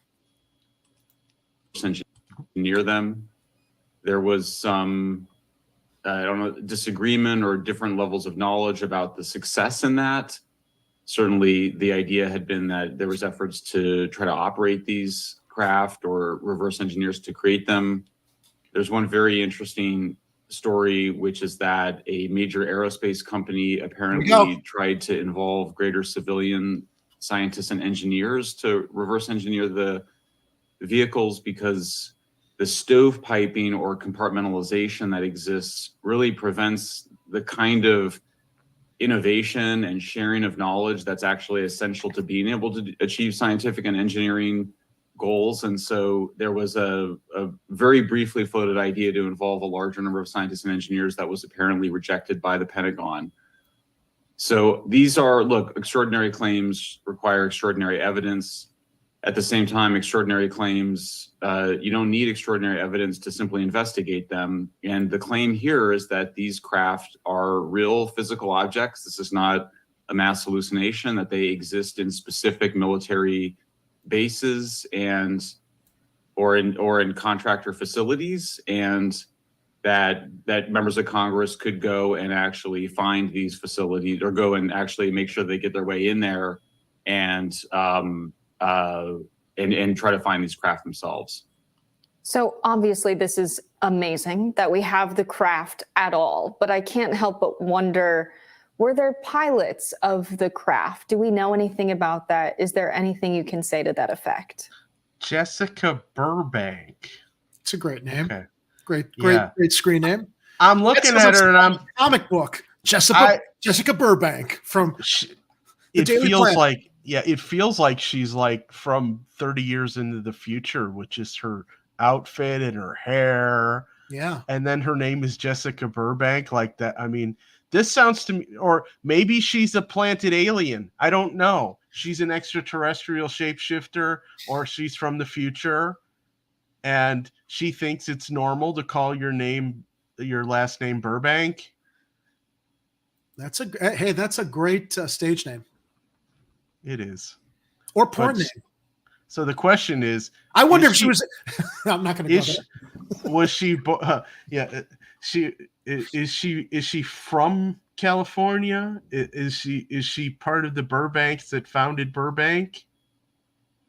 We don't know. Makes an even better porn name, but I digress. Well, I mean, look, she's a reporter, and or at least she's a news presenter, and we're going to definitely follow her career going forward. With great interest. With great interest.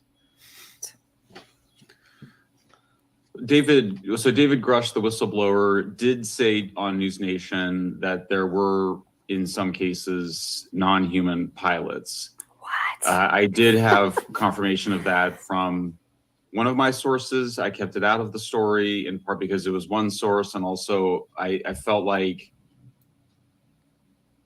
I really wanted to establish that there is strong evidence that there are craft, and I didn't want to get too much into what I had been told about the different potential. Romero Valladares. This video was taken yesterday afternoon at his son's 7th birthday in the city of Passo Fundo, Brazil. All initial opinions are this is genuine. What you're about to see may disturb you.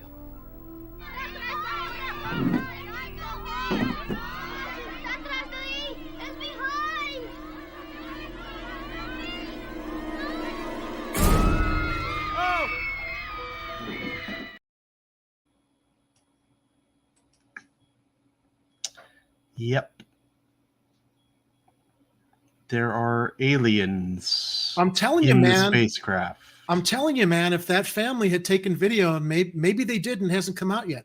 But to everybody who's concerned about these aliens being, threats and malevolent. If it bleeds, we can kill it.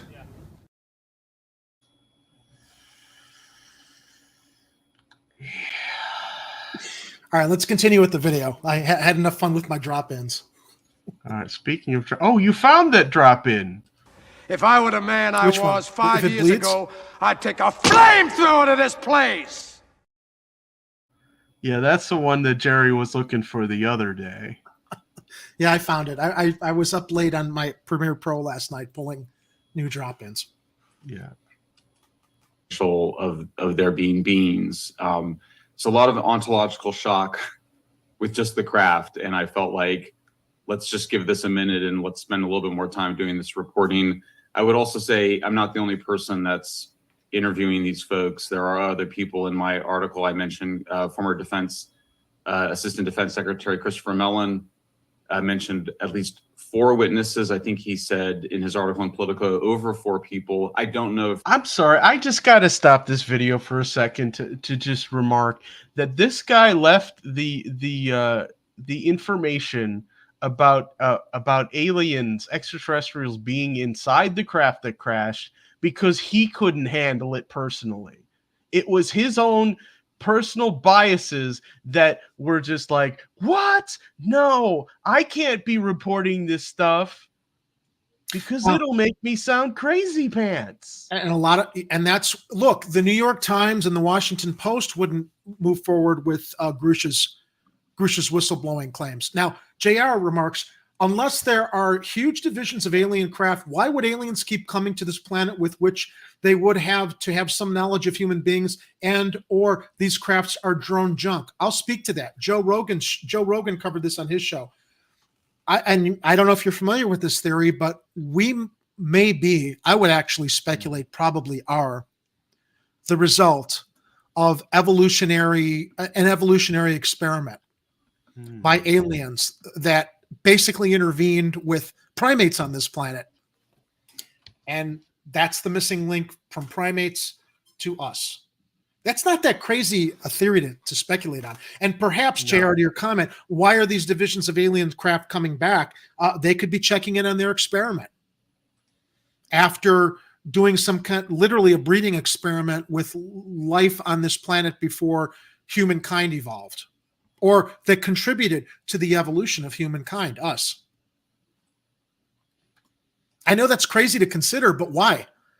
With what we do know about science and breeding and DNA and stuff, is it really that much a leap when we question, like, what is the missing link between humans and why do we still have primates on this planet? And if we're related to primates, where was the link between primates that evolved to us? Was there a breeding experiment with primates that essentially created us? And why is that crazy to consider with what we see now in, cloning experimentation, DNA experimentation? And then when you bring it to the level of like, why are these aliens coming to look at us? They could be checking it on their experiment. Oh, hang on a second. Sure. Uh-oh.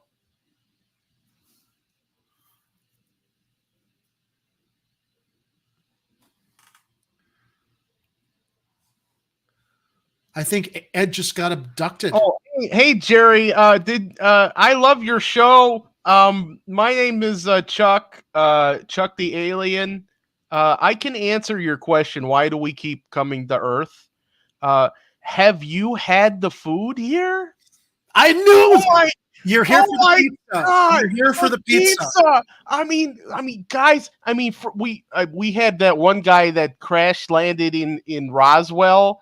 And he was here for a few months before the Fed started messing with him. But he got a chance to try the pizza out there. But then it's like the other guys like got word of that, and then like they were like, "Oh man, New York." They're like, "Okay, that stuff's pretty decent and stuff. It's kind of floppy foldy." But we got to Chicago, and we were like, "Holy crap! They got like 4 different kinds over here." I mean, and then we learned that one pizza guy who got famous on television. We get television in space because of the satellites and stuff. You're talking about Real Deep Dish? No, there's this one guy. What the hell? I forget the name. The name of this guy. This one guy opened this pizza restaurant in Vegas called Pizza Rock or something. He makes like gazillion different styles of pizza over there. That's why we keep going to Vegas. It wasn't Roswell. There's no Roswell connection. It's the pizza connection. No, I mean, look, New Mexico. I mean, the tacos. The chimichangas. That stuff's great. But pizza? Holy cow, man. There's nothing like that anywhere else in the galaxy. Nobody else has pizza. Only Earth.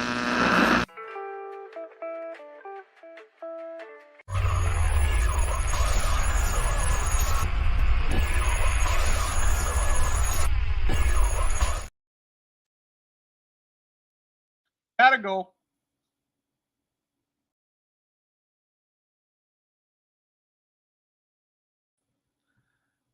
I'm back. Did I miss anything? No? Oh wait, your mic is muted though, Jerry. That's kind of weird. I guess we'll just have to wait on that. But anyway, I'm back. This is, all right, I this wanted is a to get crazy story about the aliens and stuff. And I wanted to get to Dominic's comment here. Many thousands of years ago, aliens have landed their abnormal citizens here to see how long it would take them to destroy the planet. The end is near. Well, you know, to your point, Dominic, I don't think it's outside the realm of speculation that I don't know if you're being facetious, but you could be right. Ed, while we play the rest of this video, can you also go to YouTube and find the Joe Rogan? Because I didn't add it in the show notes, but I think it's very, very relevant. To the conversation about evolution. Yeah. Play this, and then if you could bring it up in another tab. Let me see if I can find it. Those are the same people I spoke to. We don't share information with each other, but there's more people that are finding the courage to speak. They're very scared. They don't want to lose security clearance, and they're also worried about retaliation. And David Grush, as you know, the whistleblower, felt like he needed to go to Congress because he was subject to retaliation. I actually have chills right now hearing that there were potentially non-human pilots that were recovered along with the craft. That suggests to me that these were craft that crashed in some way, and that's how the U.S. military was able to recover them. Is that correct? Hey guys, are you kidding me? That there are cases of that. There are people that say that there were crashes. There's also cases of what they call this a retrieval program. There's also cases, I was told, of craft being abandoned and craft making its way into U.S. military hands in other ways. And so I think that it's not just that there is crash evidence, but there's also other mechanisms in which these craft have been obtained by the U.S. military. So it sounds like from what you're saying, your contacts are based in the United States. You've talked to military officials, people in the intelligence community in the United States. This figure, 12 or more, is specific to the crafts obtained by the U.S. military. Do we know anything more about potential crafts or pilots globally? Well, Grush, the whistleblower, said in his statements that there is competition between the United States, China, and Russia in terms of developing reverse engineering these technologies. I should say that was not something I was able to confirm. And it wasn't that people disconfirmed it or denied it. It was just that the people I spoke to did not know that if Russia or China had these technologies or similar craft. I would also say, just on a personal level, I felt comfortable doing this story in part because of Grush's whistleblower testimony. Like the people I interviewed, I felt like somebody needed to kind of speak up and say that what he's saying is not unusual, that you can find a fair amount of people that will talk about this off the record, or in my case, not for attribution.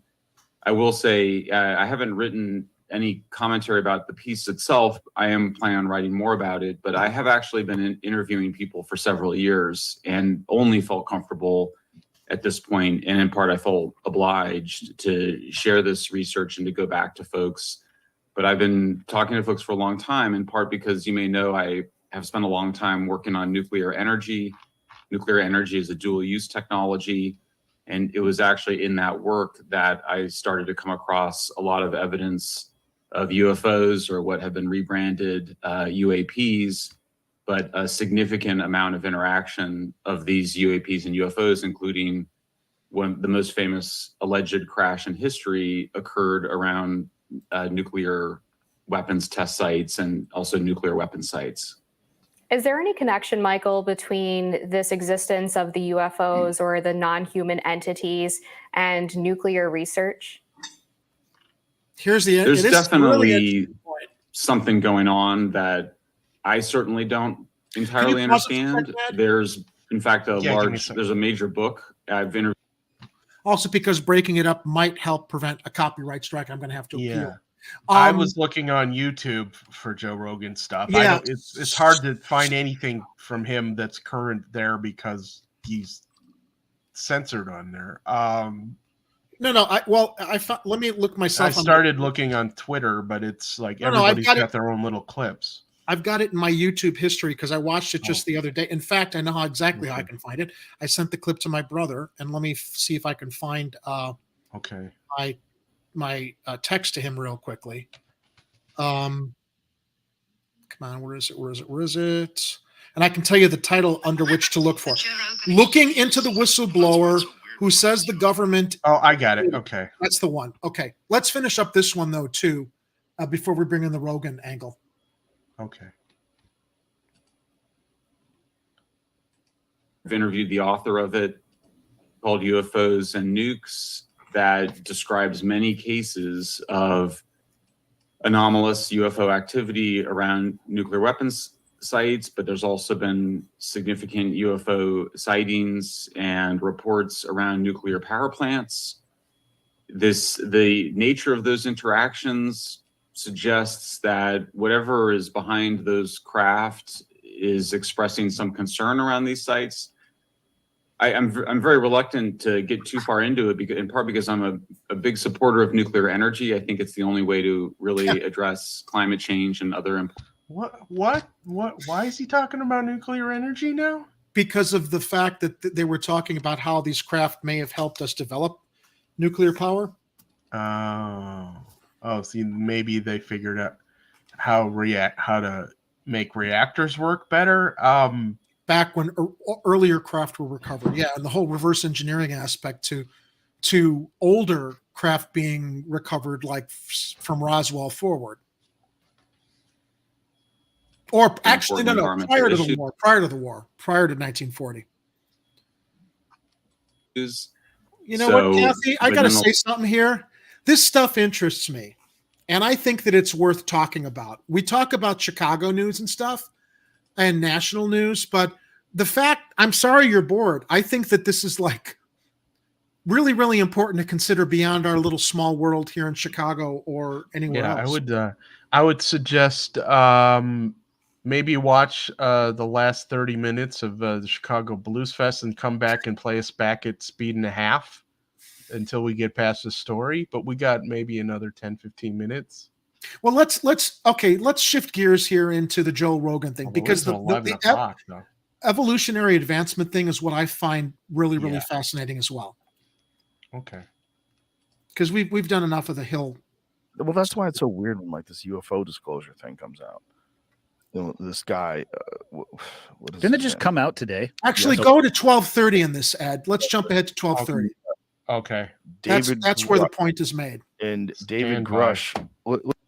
Let's propulsion experts. We're not allowed to talk. Go back just a little bit. Metallurgy experts. Personally, like I've said many times, I think it's improbable that we're alone. He was speaking in generalities and not specifics. He was talking about other people's experiences, less his own. Yes, that's a good point. And that's what my question would be. What have you seen? Yeah. What have you seen physically with your own eyes? Yeah. What have you touched? What do you know for a fact?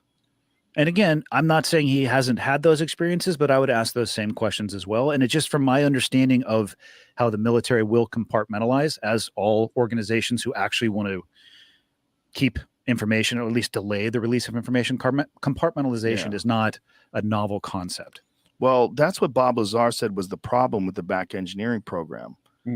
He said that science can't exist like that in a vacuum. And the propulsion experts were not allowed to talk to the metallurgists. The metallurgy experts were not allowed to talk to the biology experts. He said if they really did have physical bodies, the people that were working on the propulsion system had no knowledge of that. Weren't allowed to talk about it. But there was all chatter. Everyone would talk about things. And apparently there was some sort of a debriefing they gave them. And in that debriefing, he said it was so nuts. He said first of all, they said they've been coming here forever. And they also said that we're a product of accelerated evolution, which is wild as fuck. Yeah. That human beings in general, why we are so different from all the other primates. I mean, that's always been the fucking conspiracy theory folklore. That's the fun one, is that they came down. That's the Anunnaki that came down here and messed around with lower primate DNA and did something to it to create a human being. I'm here for it. I'm here for that. Yeah. That would make everything fun. And then I would think that the government would want stuff like this to come out if they're in the middle of like stealing money or doing something really wild. Oh, the classic misdirection. Oh, for sure. Yeah. If you're gonna, that's what I said. I remember that. Yeah. Oh, that's as much. Yeah. Take something that gets. Is there more? Should we play more? Oh, you can play to the end. It's almost Just over. get 20 seconds. Bit of a certain amendment. Are you going to do something that allows you to infringe on rights or to impose some new sort of restrictions and bring the aliens out? Yeah, bring the aliens out. Yeah. Yeah, yeah. Why now? Why now are they suddenly willing to entertain this? I think that this is in hindsight, in the future, this is going to be an extraordinary moment in our history, human history, world history, as more and more information comes out. Now, one other interesting thing that came from Twitter before we kind of come to the end of our show. The same sources that informed David Grush about the 12 or more alien spacecraft in the possession of the military have provided an interesting description of one of the crafts. It looked like a chopped up helicopter with the front bubble of a Huey helicopter with the plastic windows, or more like a deep sea submarine with a thick piece of glass bubble shaped. And where the tail rudder should have been, it was a black egg shaped pancake. And instead of landing gear, it had an upside down ram horns that went from the top of the bottom and rested on the end of the horns. A few months ago, I made a video about the Metapod La Bruja video and presented a case that it was a UAP resembling the gimbal UAP, unidentified aerial phenomena filmed by the Navy. The description of the UAP provided by the source matches the shape of the Metapod UFO. Anyway, he shares some images of like what this thing looks like. Now, scroll down further, Ed, to some more images until we get to, it seems that wait for it. Where is it?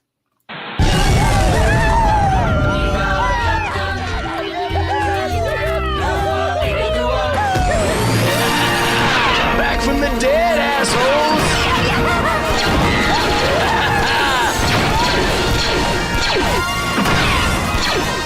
Oh, Boba's got himself a lightsaber now. Oh, make it two. Oh, red and blue. When I put it together, what does it make? Purple rain! Oh no, he's getting away. What's this button here? This long-range missile couldn't possibly, could it?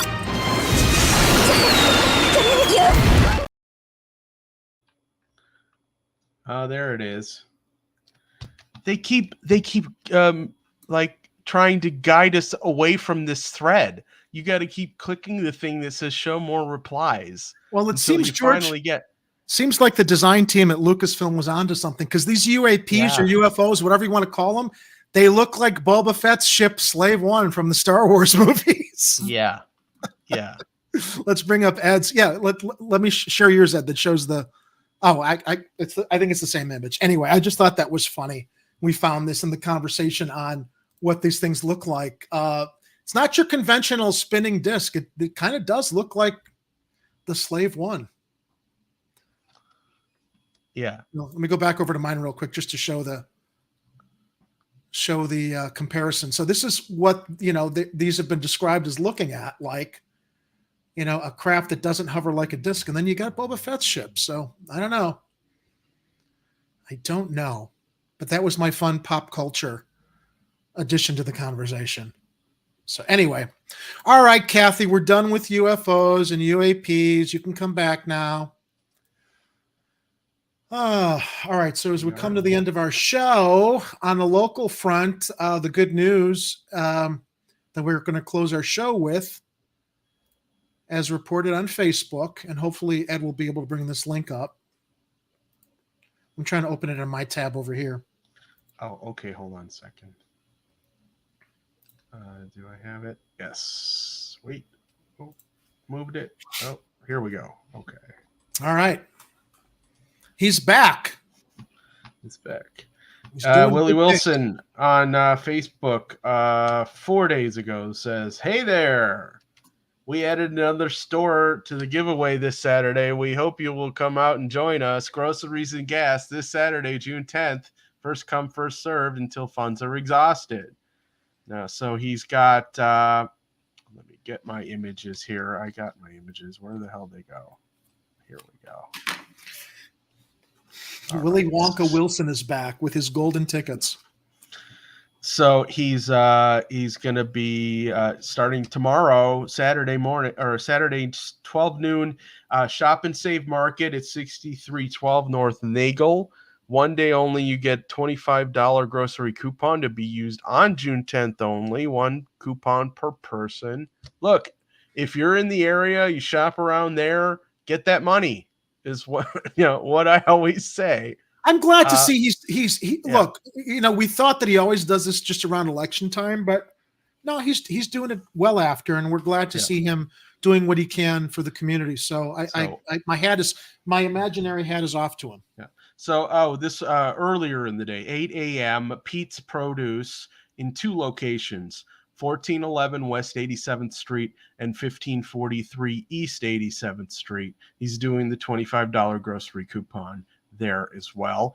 And then he's giving away gasoline, $50 in free gas until he runs out of money. And let's see if do I have a list of places? Yes, I do. These are the locations. Saturday, that's tomorrow, Saturday, June 10th, starting at 7 a.m. He's got a number of locations here. You can go to Willie Wilson's Facebook page to get the full list, or you can just take a screenshot from this part of the video right here to find out where there's one near you. So that was pretty cool. So there you have it. And thank you, Willie Wilson. And thank you, Chuck the Alien, for dropping by. I sense that's going to be a new recurring character. I don't know, but I'm thinking, if we're going to keep getting news about aliens, we may need an alien correspondent or extraterrestrial I don't know what they'll have to let us know how they identify themselves.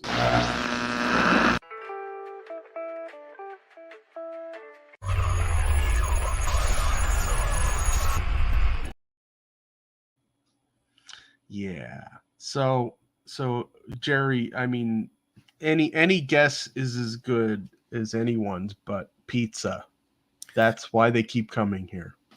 Dude, I have not been able to stop thinking about this since Grush first shared his revelations earlier this week. Every day I'm thinking about this. I don't doubt it.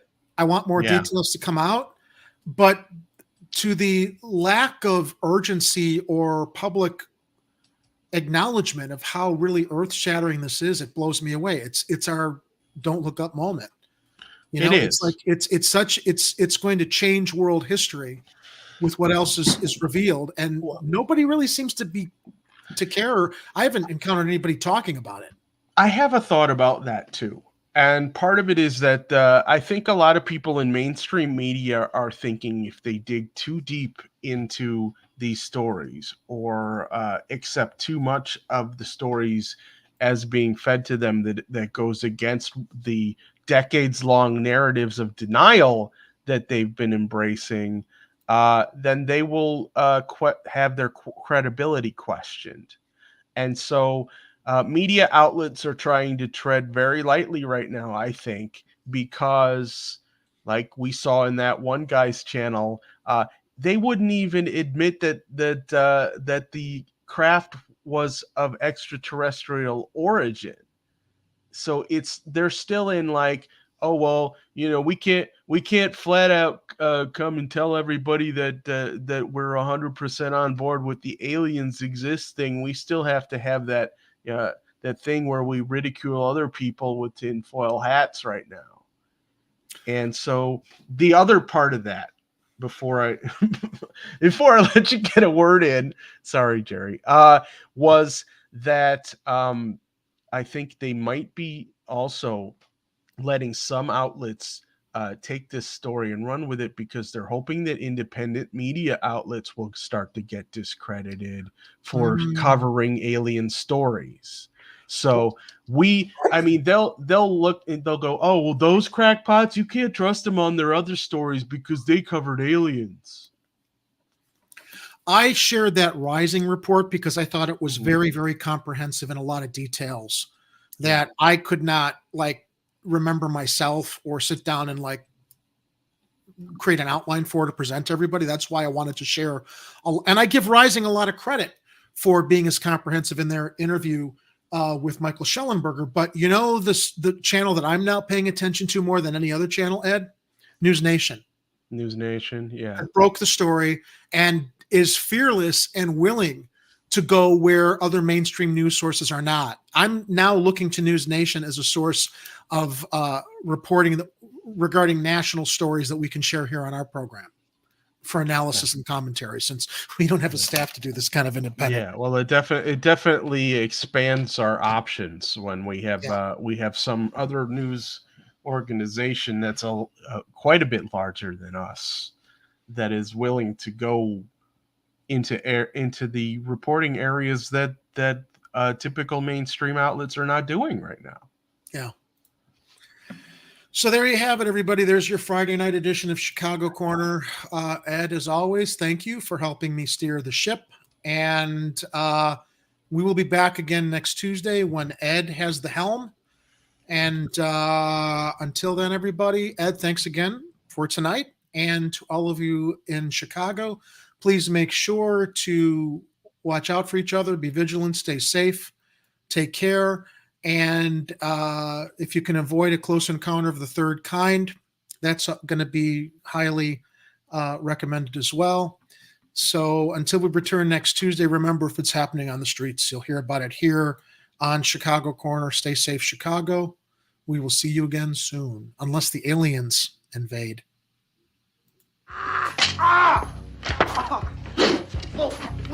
Fuck this noise, man.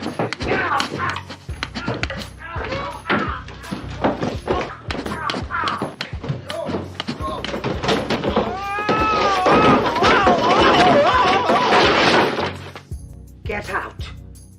And don't come back until you've redeemed yourselves.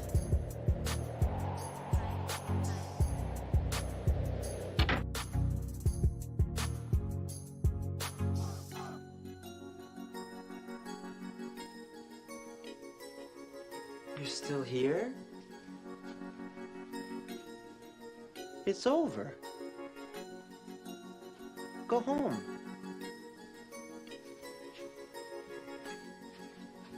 Go. The views and opinions expressed in this program are those of the speakers and do not necessarily reflect the views or positions of any entities they represent. If you would like to be a guest on Chicago Corner, please email our host, Jerry, at chicagocorner.tv.